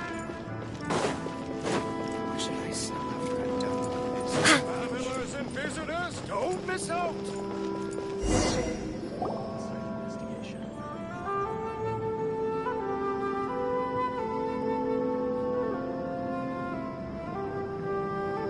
What the? Where did she go? How did we lose them? They were just here a second ago. More Eremite mercenaries? Who are they working for this time? Anyway, Traveler, it seems like we were being followed again. You were too careless. You should have noticed those hopeless amateurs trailing you a long time ago. There's no need to thank me. I've never cared to keep track of personal favors. All I did was correct a mistake I happened to come across. It's a habit I developed at the academia. You really gave Paimon a scare, Al-Hatham. We never thought we'd run into you here. Last time we met at Port Ormos, didn't you say you were going back to the academia? Wait, don't tell Paimon that you're here to take us back on their orders. Oh, so you've already landed yourselves on the academia's hit list. I can't say that I didn't expect it. However, had I wished to turn you over to the academia, don't you think you'd already be the Eremites' honored guests by now? Oh, right. You do have a point. I have no interest in running errands for that project. As a scholar, I've always belonged to the camp that promotes researcher autonomy. And these days, you're more fascinating than anything the sages can offer. Not quite. To tell you the truth, I'm still investigating the Divine Knowledge Capsule. Unfortunately, I've run into some difficulties. Everyone says the capsule originated in the desert and was eventually moved to Port Ormos. If I am to get to the bottom of this, I must understand how the capsule first came to be. Which brings me back to you, and why you're so interesting. The leader of Ain al-Ahmar used the Divine Knowledge Capsule right in front of you, and upon seeing him, your expression became perplexed, and you were lost in thought for quite some time. To have that kind of reaction, I think you must have realized something. Are you interested at all in sharing what you've been hiding from me? Al-Hatham, you really have a ridiculous eye for detail. What kind of person even notices and remembers stuff like that? So that's your answer. Well, I do work for the academia after all. So considering that, it is indeed wise to keep your cards close to your chest. But that does prove you do have some undisclosed information about the Divine Knowledge Capsule. Am I right? No matter. Rather than simply learning the answers from you, I'd still prefer to investigate on my own. Speaking of, you two are also headed to the desert? That's right! We have the same plan as you! But we don't really have any concrete goals at the moment. Then I'd suggest starting with Aru Village. It's the largest settlement in the desert, so it'll probably have more resources and intel than anywhere else. Well, It's always better to travel with someone you know. Let's go! then I'd suggest starting with Aru Village. It's the largest settlement in the desert, so it'll probably have more resources and intel than anywhere else. Well, would you like to head there together?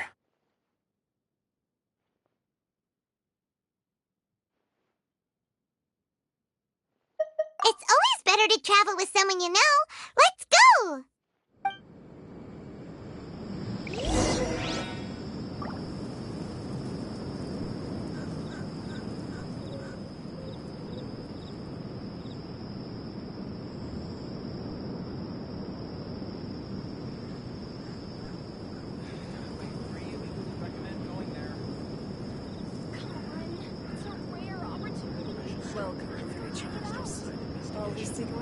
Travelers and visitors, don't miss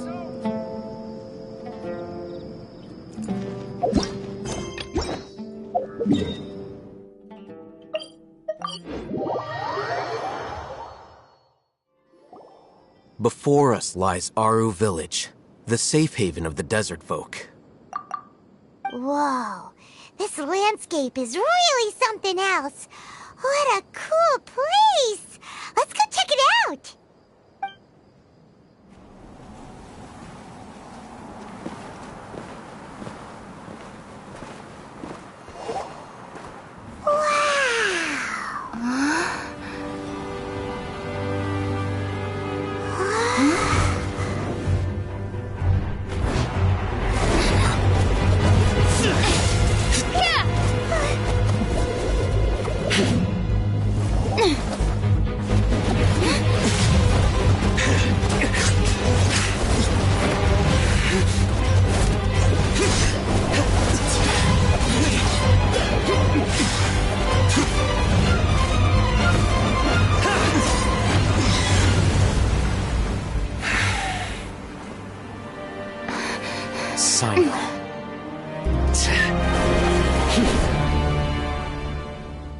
Unless my memory fails me, we have barely spoken 2 words to each other before now at the Academia. Would you care to enlighten me as to when and how I invited the General Mahamatra's wrath? Oh, Hatham. Do not think you can escape my judgment just because you managed to escape my attack. Judgment? So that's how you'd characterize your actions here, is it? Or would elimination perhaps be a more accurate description? Had I used my full strength, not even this traveler would have been able to stop me. Though styled like an assassination, I sought only to ensure that my target would be unable to flee or resist. Standard practice for the Matra, as well you know. Seemed to me more like your own personal touch. Who is that, Al-Haytham? Did you call him General Mahamatra? Yes. General Mahamatra Sino, head of all the Matra at the Academia. He's a formidable hunter, and the ultimate nightmare for any who have committed academic crimes. You seem to have placed a lot of trust in Al-Haytham, to the point of blocking an attack for him. If I were you, I'd never choose to side with him. I wouldn't believe a single word that comes out of his mouth. I have been pursuing this scribe for a long time. I urge you, stand back and do not seek to defend him any longer. Otherwise, there will be consequences. Has Al-Haytham done something wrong? Hyman doesn't think he's as bad as you've made him out to be. I won't waste my breath explaining things. Al-Haytham, I saw it during our fight. Take it out. The divine knowledge capsule you're hiding on your person. Unless you want me to retrieve it for myself. Very perceptive of you.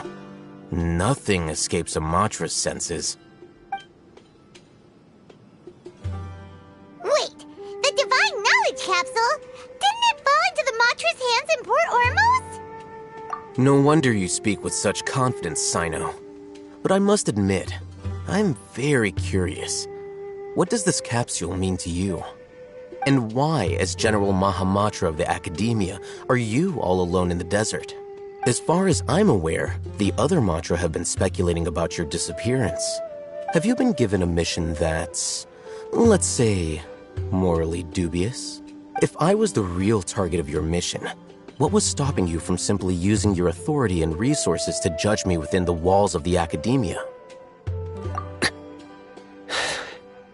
I should have known you'd be difficult to deal with. You two? Ugh! What should we do, Traveler? Well, look at you two, acting all tough and self-righteous over there. Wait, Dia?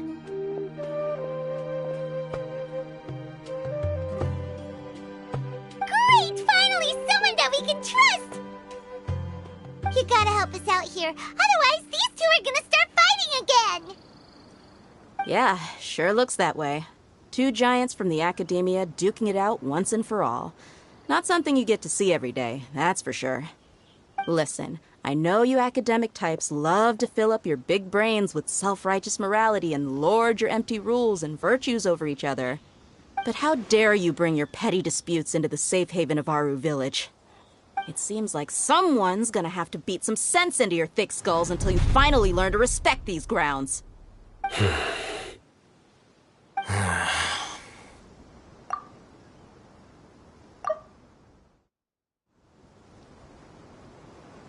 Hey, did either of you hear a word I just said? Whoa, what's going on? The wind's so strong! Is this a sandstorm? Paimon's gonna get blown away! Another sandstorm? What's up with these recently? Hey, all of you, over here, quickly! We have to take cover! Someone's calling for us! Oh, this wind is too strong! Let's get over there!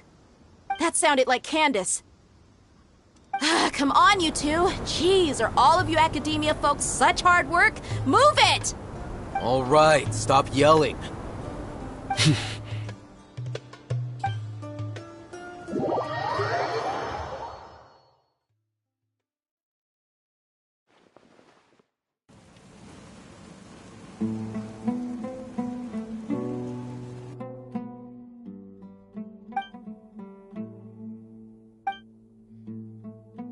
Well, this is pretty awkward. Hey, wanna play sardines with three people who wanna tear each other limb from limb? Sure, why not? Sounds fun.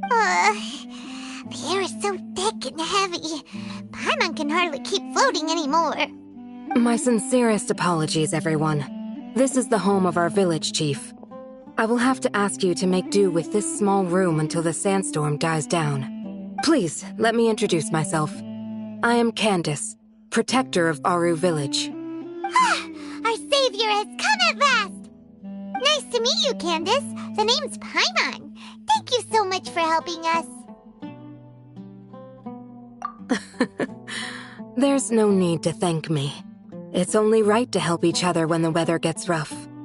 Wow, she's so gentle and caring, like a nice older sister. Unlike those guys over there. All right, now that we're all better acquainted, we should return to the topic at hand. As a guardian charged with the responsibility to protect my fellow villagers from harm, I was observing your conflict from afar, even before the sandstorm started.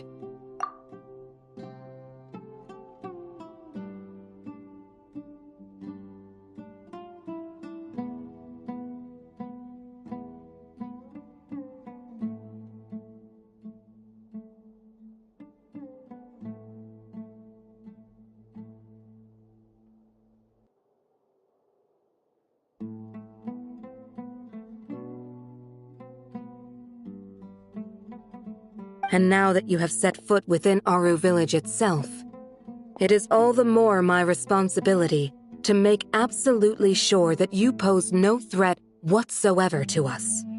So please, have an honest and sincere conversation with one another, and put your hostile feelings to rest.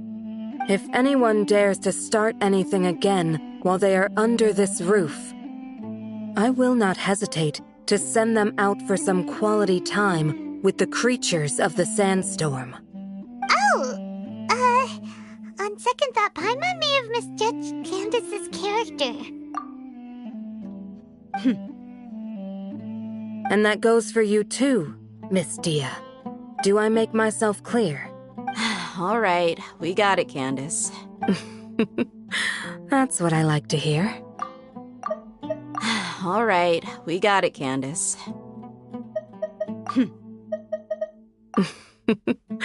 That's what I like to hear. So which of you will begin? I was supposed to be a mediator, but I might have gotten a little too involved just now. Anyway, one of those two should probably start talking. Wait, that was you trying to be a mediator? I have nothing to hide, so there's no shame in explaining myself. While Al-Haytham wasn't wrong about the other Matra not knowing my whereabouts, it's not because I've been assigned a morally dubious mission.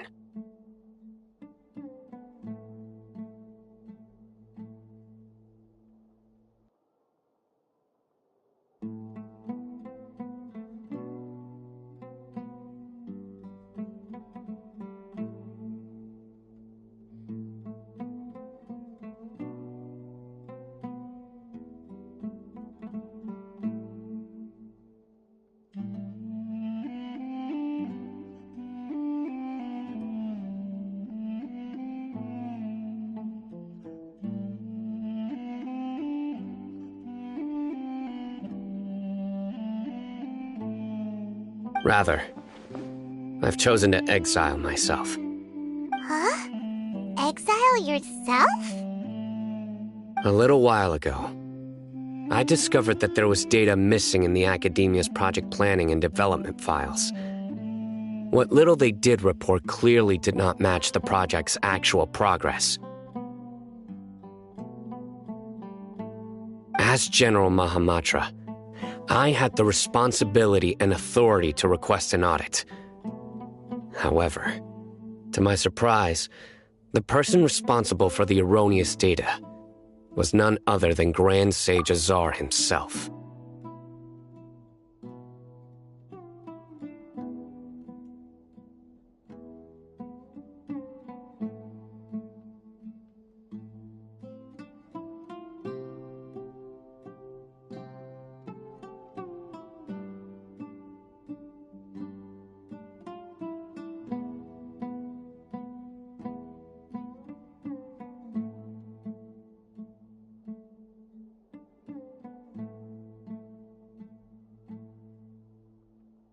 I tried to investigate the issue myself before submitting a formal audit request, but I soon found that all leads and potential pieces of incriminating evidence were carefully concealed from me. I began to realize that they were cautious of me from the very beginning. Unsurprisingly, the Grand Sage rejected my audit request as soon as the submission reached his desk. He even said to me, "The power of the General Mahamatra is granted by the sages.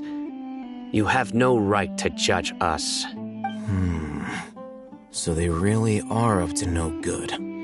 I realized then that to the Grand Sage, the Matra are nothing more than tools for the sages to assert and maintain their control over knowledge. The vows that we took, the principles that we strive to uphold, they are meaningless to the academia of today.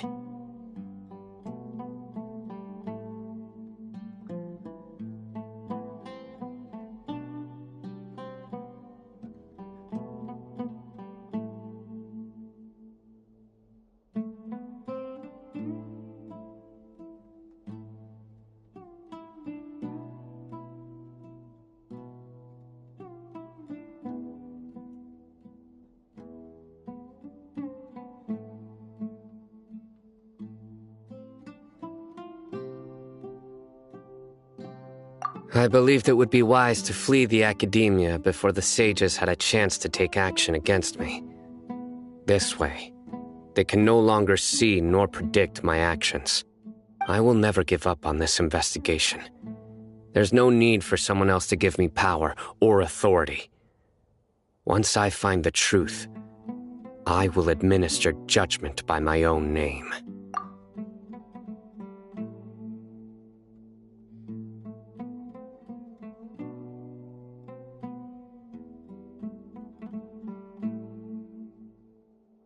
Sino seems to have the same goal as us. We're all investigating the sages. Plus, now that he's no longer the General Mahamatra, he somehow feels a lot less scary.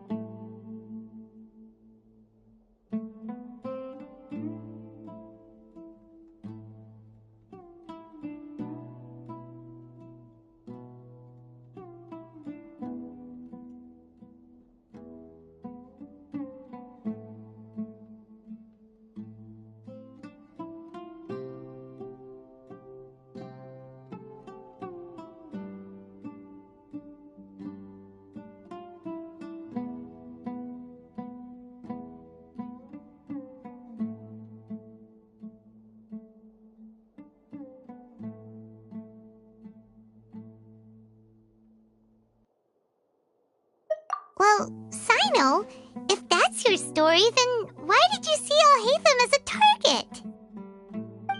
When I was investigating the matter in the academia, I overheard a conversation between Alhaitham and a sage.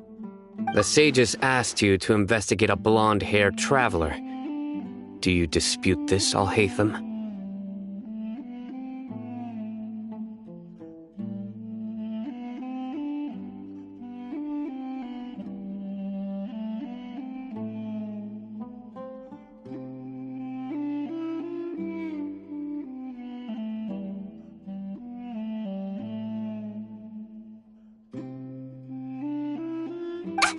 What? Like many parts of the project, this assignment was undocumented. Now throw in your suspicious behavior with the Divine Knowledge Capsule, and I think we deserve an explanation. Yes. I was indeed tasked with investigating the Traveler. Alhaitham! After all, the promised reward was so great that hardly any scholar could have refused. The sage told me, once you've completed this assignment, I can give you a glimpse of divine knowledge. A most enticing offer. Unfortunately, those academics don't know me at all. Their words contained one key piece of information, namely that divine knowledge indeed exists. That gave me all I needed to know. From my perspective, the sages are far from trustworthy. Think about it. Isn't it a little strange they're so willing to share divine knowledge with anyone, even as a reward? So, I began my own investigation following the lead of the Divine Knowledge Capsule. In the end, I realized my wisdom in committing to this rather than collaborating with the sages. Had I been less guarded, I probably would have ended up like that Ain al-Ahmar mercenary, incapable of remaining sane for long enough to hold a conversation. You mean that the sages originally planned to dispose of you, using one of those capsules that drive people insane? I'd already given up on the assignment by then. I only told the academia I was waiting in Port Ormos for you to appear so they wouldn't suspect it. So it came as... I'd already given up on the assignment by then. I only told the academia I was waiting in Port Ormos for you to appear so they wouldn't suspect anything. So it came as quite a surprise when I encountered my erstwhile target while investigating the Divine Knowledge Capsule. Criminals do love to talk about coincidences. Even though I ran into the Traveler by chance, I had no intention of providing assistance to the academia. Also, you should remember, you were the ones who decided to follow me and strike up a conversation after I left that tavern.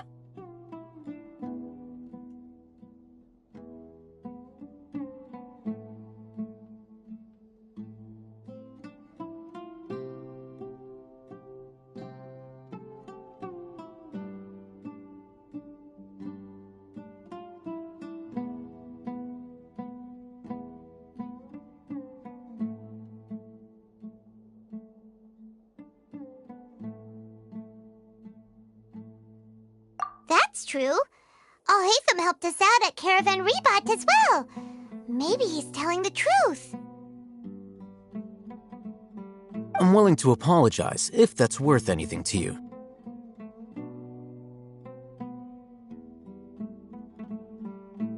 I took the Divine Knowledge Capsule behind your back because I judged its existence to be a significant risk. I felt that it would be best for no one to interact with it before it had been properly studied.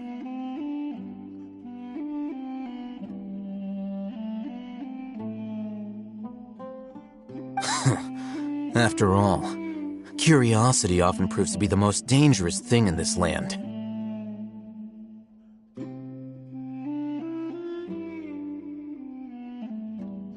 You should be well aware, Scribe Alhaitham, that curiosity can also lead you to danger and suspicion. Answer me this. Did the sages share any information about their project with you? Have I not made myself clear? You and I are both distrusted by the academia. Do you really think they would tell me anything? Fine. Although you haven't completely proven your innocence, I won't regard you as an enemy, for now.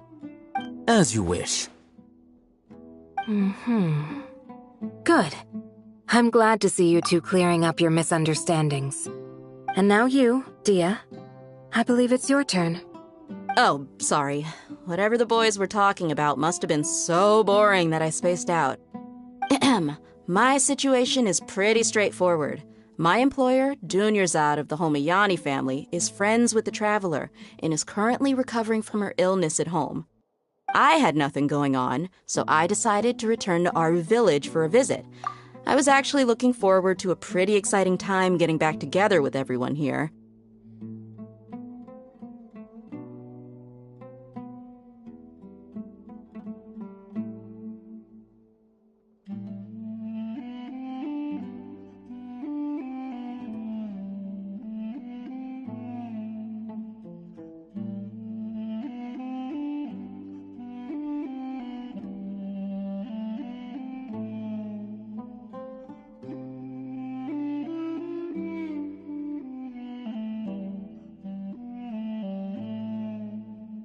But then I saw these two random guys in the middle of a pointless argument.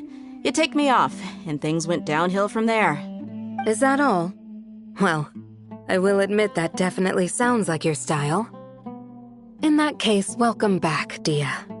That's more like it. I missed you all so much, Candace.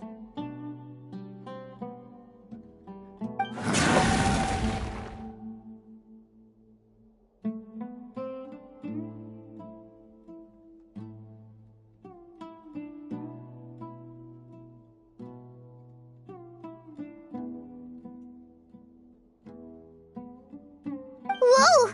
What was that sound?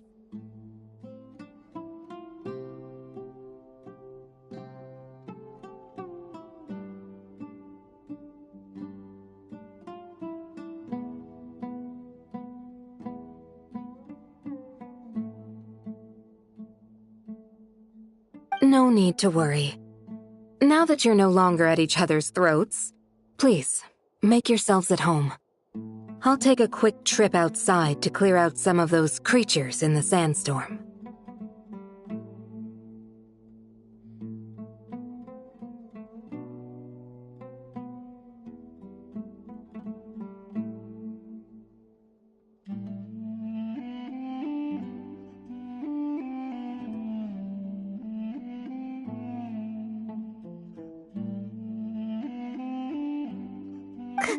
Creatures? In the sandstorm? Are you sure you don't want some backup?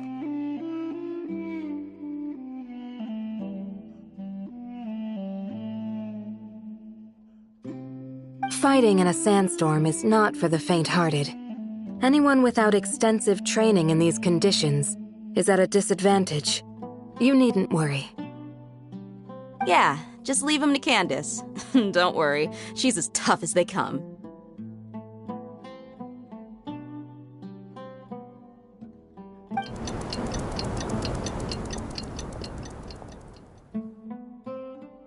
The wind's died down. That means the sandstorm's over, right?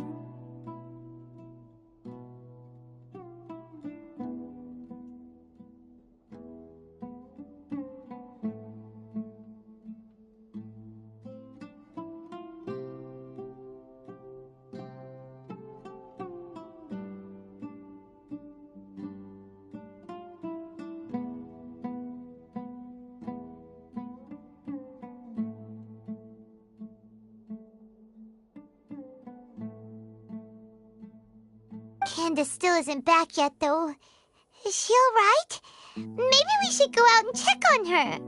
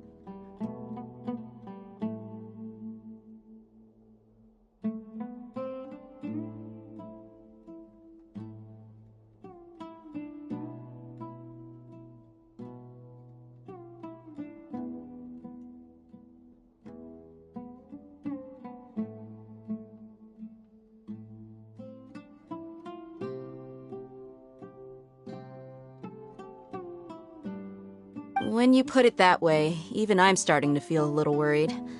All right, let's go. We've been here long enough, and the boys are as chatty as the floor.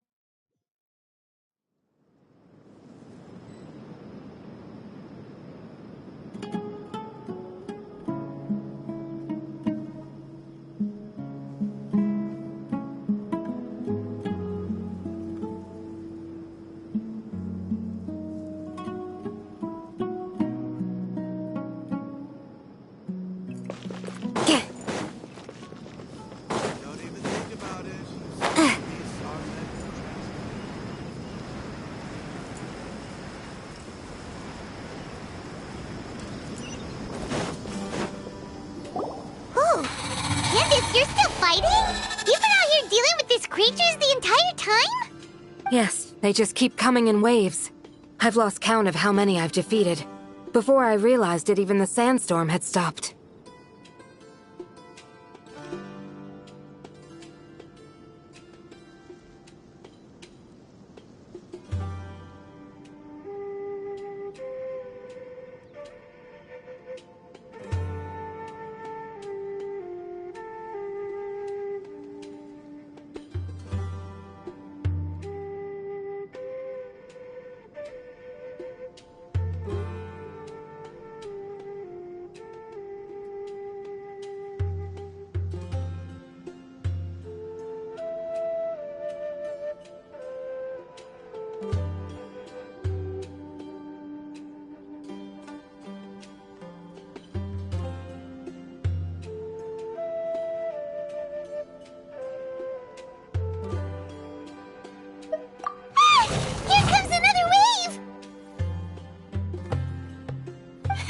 Leave this round to us.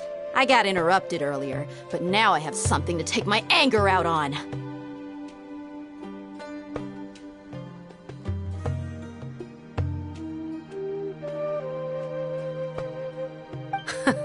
It's been a while since I've seen the Flame Mane in action. I'll leave these to you then. I'll be sure to put on a good show. Let's go!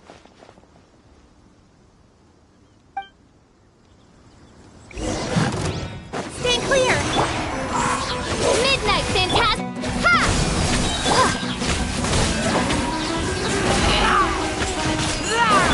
Spring forth! Scatter! Animotech 6308!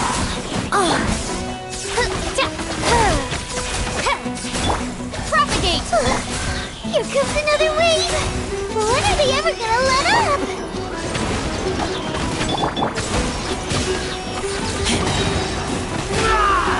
Get back! Scatter! Midnight Phantasmic.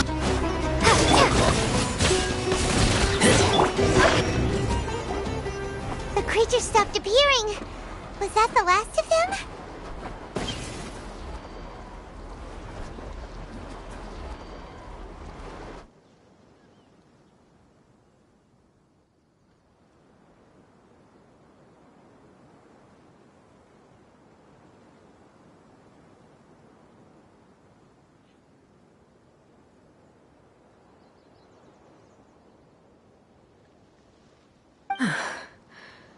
What we fought just now was probably the aftermath of the sandstorm.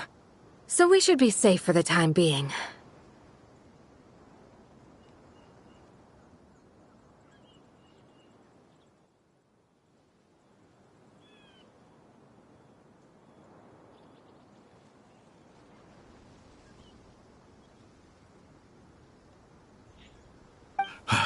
Well fought, everyone. No injuries, I hope.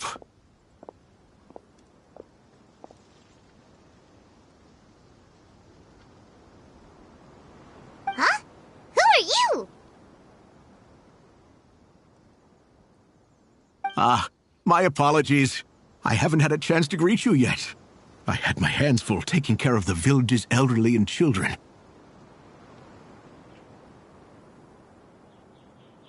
I am the chief of Aru Village, Everyone usually calls me Uncle Anpu. Sir, I am also originally from the desert, but I have not been back for some time now. May I ask if such sandstorms are common?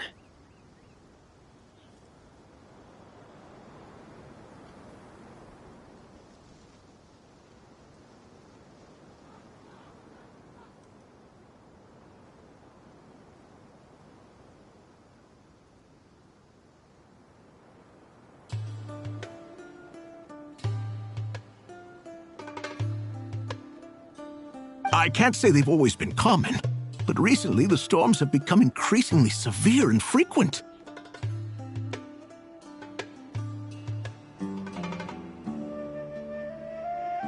Besides sandstorms, we also occasionally get earthquakes. According to an investigator who stayed in the village a while ago, these unusual natural phenomena are related to the withering of Irminsul. Another effect of Irminsul's withering.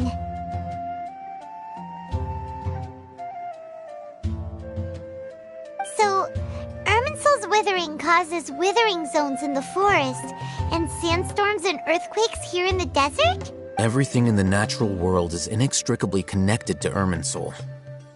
These regional symptoms can indeed be a reflection of Irminsul's present state.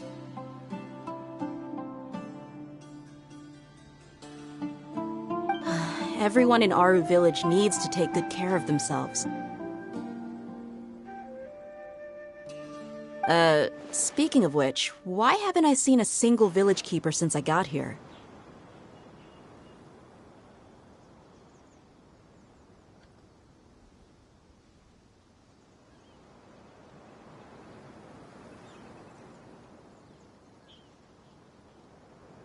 Village keeper? Who are they? Village guards like Candace? Does your curiosity know no bounds? Village Keeper is how Aru Village refers to mad scholars exiled here by the academia. Most of them are scholars who lost their sanity after a period of training in the Avidia forest. The academia believes that their crazed mutterings may have a negative effect on the psyches of other scholars. So, they're forcibly exiled to the desert. Though if you ask me, it's all a boatload of nonsense. Alas, that's exactly what we've been trying to investigate. One by one, the village keepers have been mysteriously disappearing without a trace.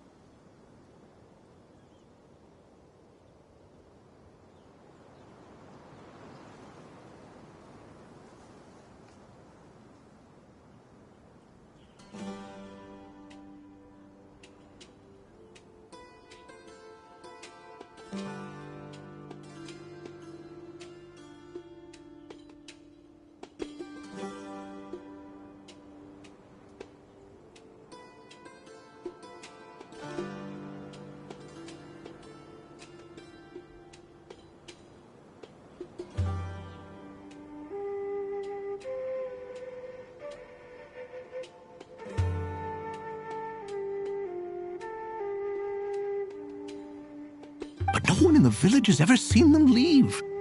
If you're planning to stay around the village for the next few days, I'd appreciate it if you could keep an eye out for them.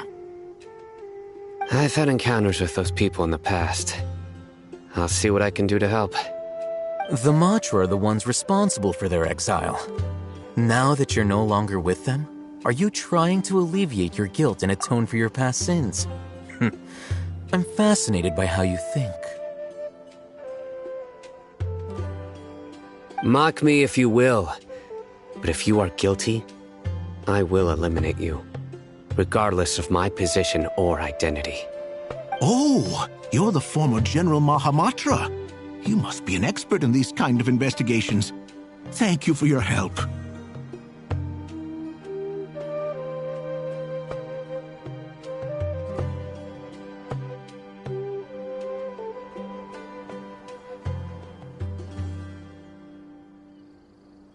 Is it because you're reminded of Hypatia? Oh, these poor scholars. First they lose their sanity, now this! We need to help get them back home, safe and sound. But, Is it really a good idea to tag along with Sino? You seem like you really don't trust him.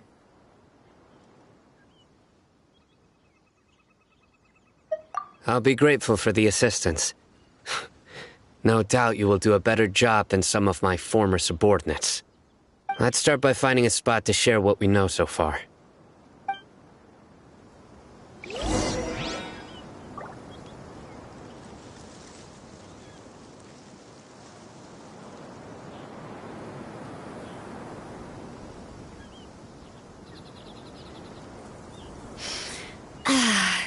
I haven't been out in a while.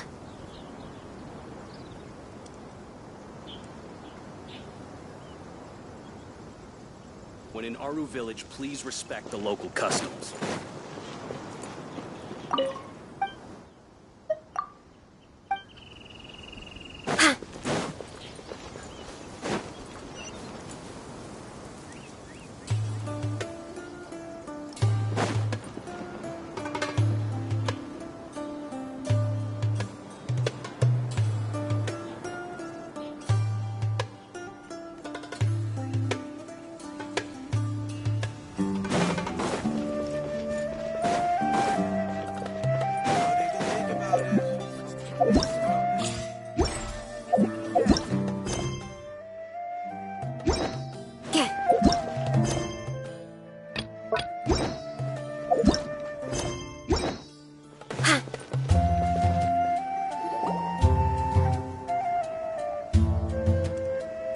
Although I've sent myself into exile, I'm still doing essentially the same things as before.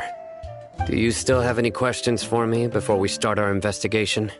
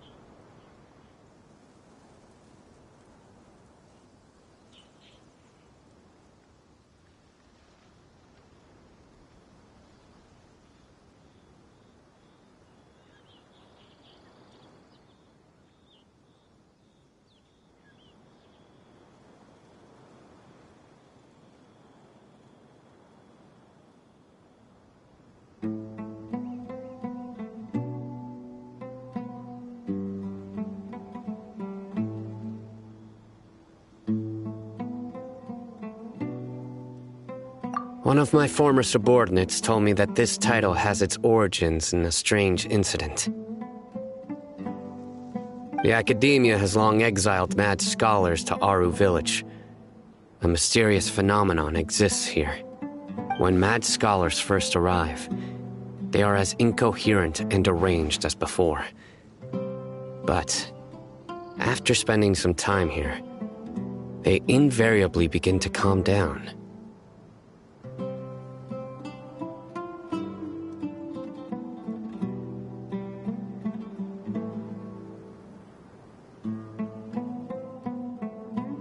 Initially, the people of Aru Village greatly resented having to take in the mad scholars.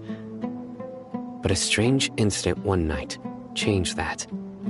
Aru Village was struck by the strongest earthquake in living memory. Seeing buildings on the verge of collapse all around him, the then chief of the village was preparing to take everyone to safety. Suddenly, he noticed a mad scholar crouching in a corner, caressing the ground with his hands. A soft, green light radiated from him, like a divine glow against the backdrop of night. Despite the powerful tremors that ripped through the ground that night, all the houses remained upright, almost as if they had grown roots reaching deep into the ground. In the end, not a single building collapsed, and no one was hurt.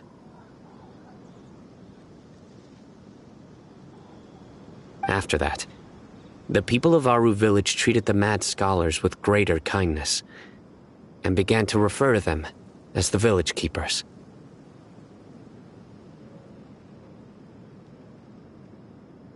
The soft green light? A mad scholar protecting Aru village? What do you make of it, Traveler? Paimon thinks so too. Actually, Sino, do you know if any of the mad scholars continued to wear their Akasha terminals at Aru village? In theory, they would continue wearing them so the academia could still monitor their activities. With that said, the main Akasha system would no longer have any interaction with them.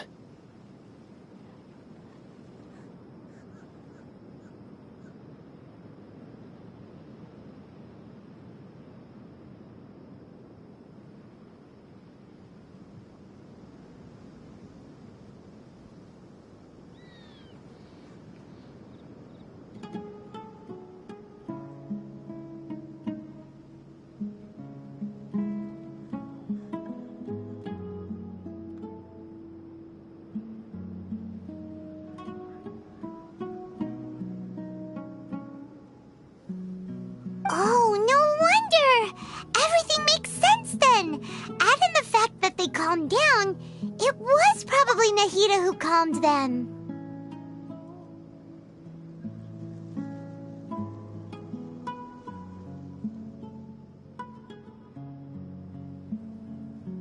If you are able to draw a conclusion from this one story alone, then it appears you possess much more information than I do. So, what do you make of the story?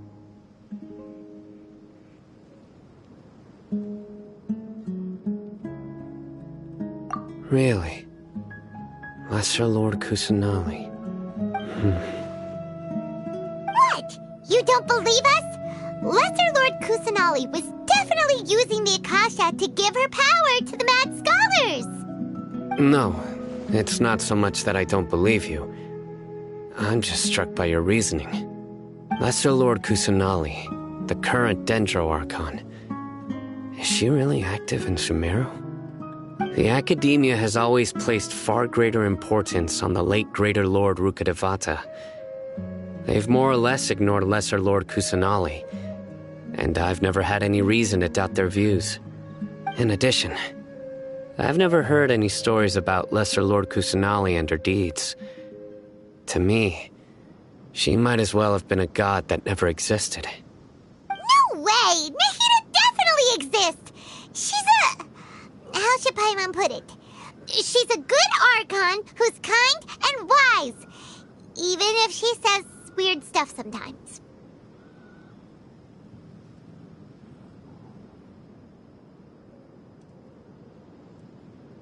I've spent many years interrogating criminals, so I can easily tell when someone is lying. Good! Then you should know that we're telling the truth! That look in your eyes. I've never seen that from a liar. You two really must have met Lesser Lord Kusanali. How can this be? To think, our Archon has been amongst us this entire time. Alright, now it's our turn to put our skills to good use for this investigation. But easier said than done, especially since we don't have any leads. Maybe we can start by knocking on some doors.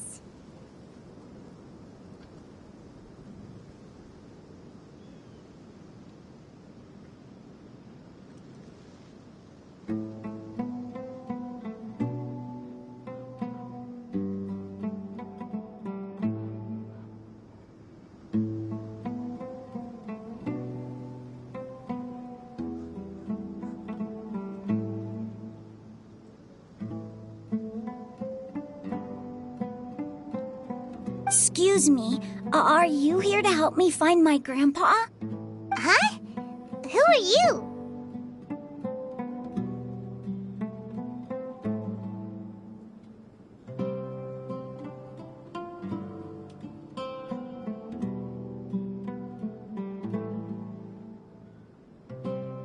By the sounds of it, a resident of this village. My name is Isak. You'll help me find my grandpa, right? Is your grandpa a mad scholar?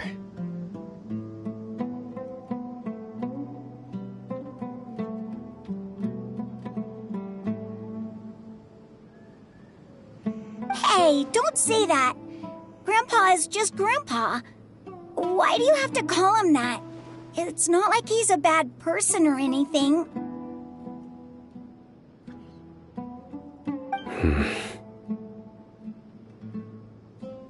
The person you're referring to is not a local, yet you are. Why do you call him Grandpa?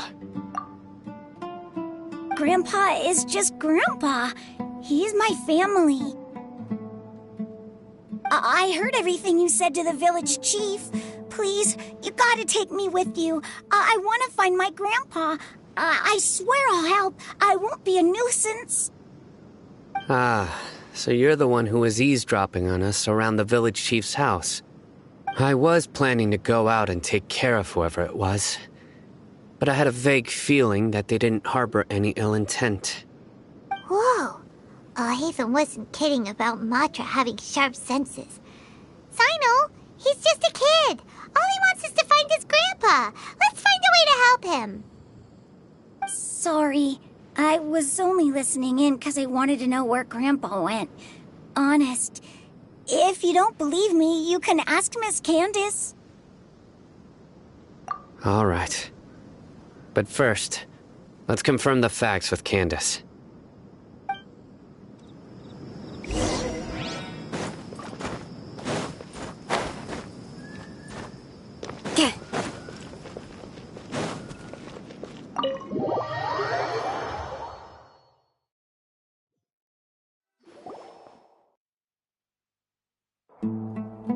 Sino is super vigilant. Is this what all the Matra are like? You're back already. We just wanted to confirm something with you. Do you know a boy by the name of Isak? I had a feeling he'd go looking for you. Huh? You knew this would happen? Yes. Although he tried his best to stay hidden, I still noticed him eavesdropping outside the window. He really wants to get his grandfather back. Isak's parents were both Eremite mercenaries, who rarely returned to the village after finding employment in the city. He was raised by his grandfather. Unfortunately, it was only a few years before his grandpa passed away. Isak was still very young at the time, so various families in the village took turns caring for him so he could survive. Later, an elderly mad scholar arrived in the village. Isak thought the scholar bore a striking resemblance to his grandfather, and thus often spied on the man. However, the scholar was unkempt in appearance and incoherent in speech. Although Isak referred to the man as his grandpa, he was afraid and didn't dare to approach him. One summer night, the oft mumbling and bumbling grandpa suddenly calmed down and seemed to become more lucid. He even noticed Isak hiding in the distance. So Grandpa walked up to Isak and patted him on the head. He even took Isak to the entrance of the village, where he patiently taught the boy the names of the stars and accompanied Isak until he fell asleep. The next morning, Isak woke up and wanted to go find his grandpa again, only to realize his grandpa no longer recognized him. However, even so, Grandpa retained his calm expression. It's said that those who saw the scholar claimed he no longer appeared to be crazy, but appeared to be living in his own world, almost as if he were sleepwalking. Isak was thrilled that his grandpa was able to find peace, and would follow him all the time, asking him things like, "Grandpa, want me to take you somewhere fun?" Or, "Grandpa, could you tell me stories about the stars again?" All this somehow just makes Paimon feel really sad. It seems like they both deserve so much better. Perhaps.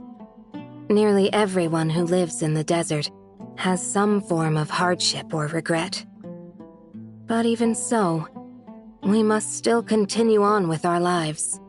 It's also my reason for fighting. I must continue to protect this land.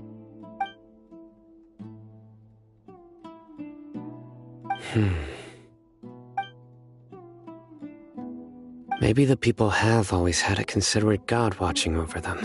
Huh? What did you say, Sino? No, nothing.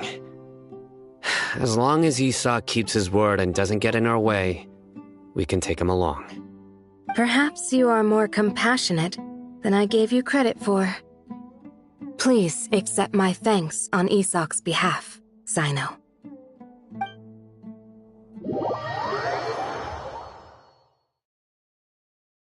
Hey, Isak! Oh, it's you guys! We've cleared everything up. Let's go find your grandpa. Really? Wow! Thank you so much! Yeah! Alright. Let's ask the local residents some questions first.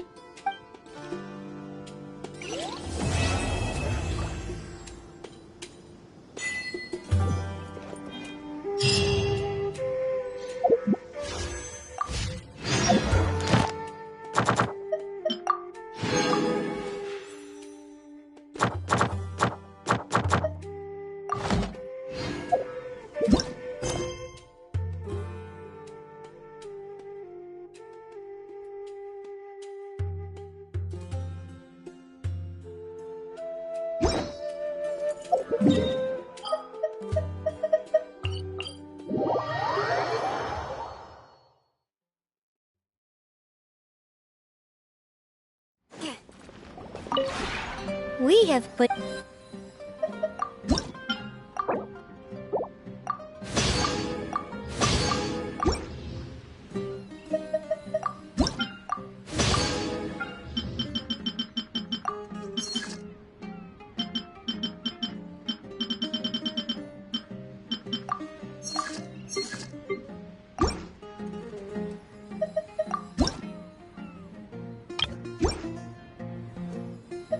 If you ever...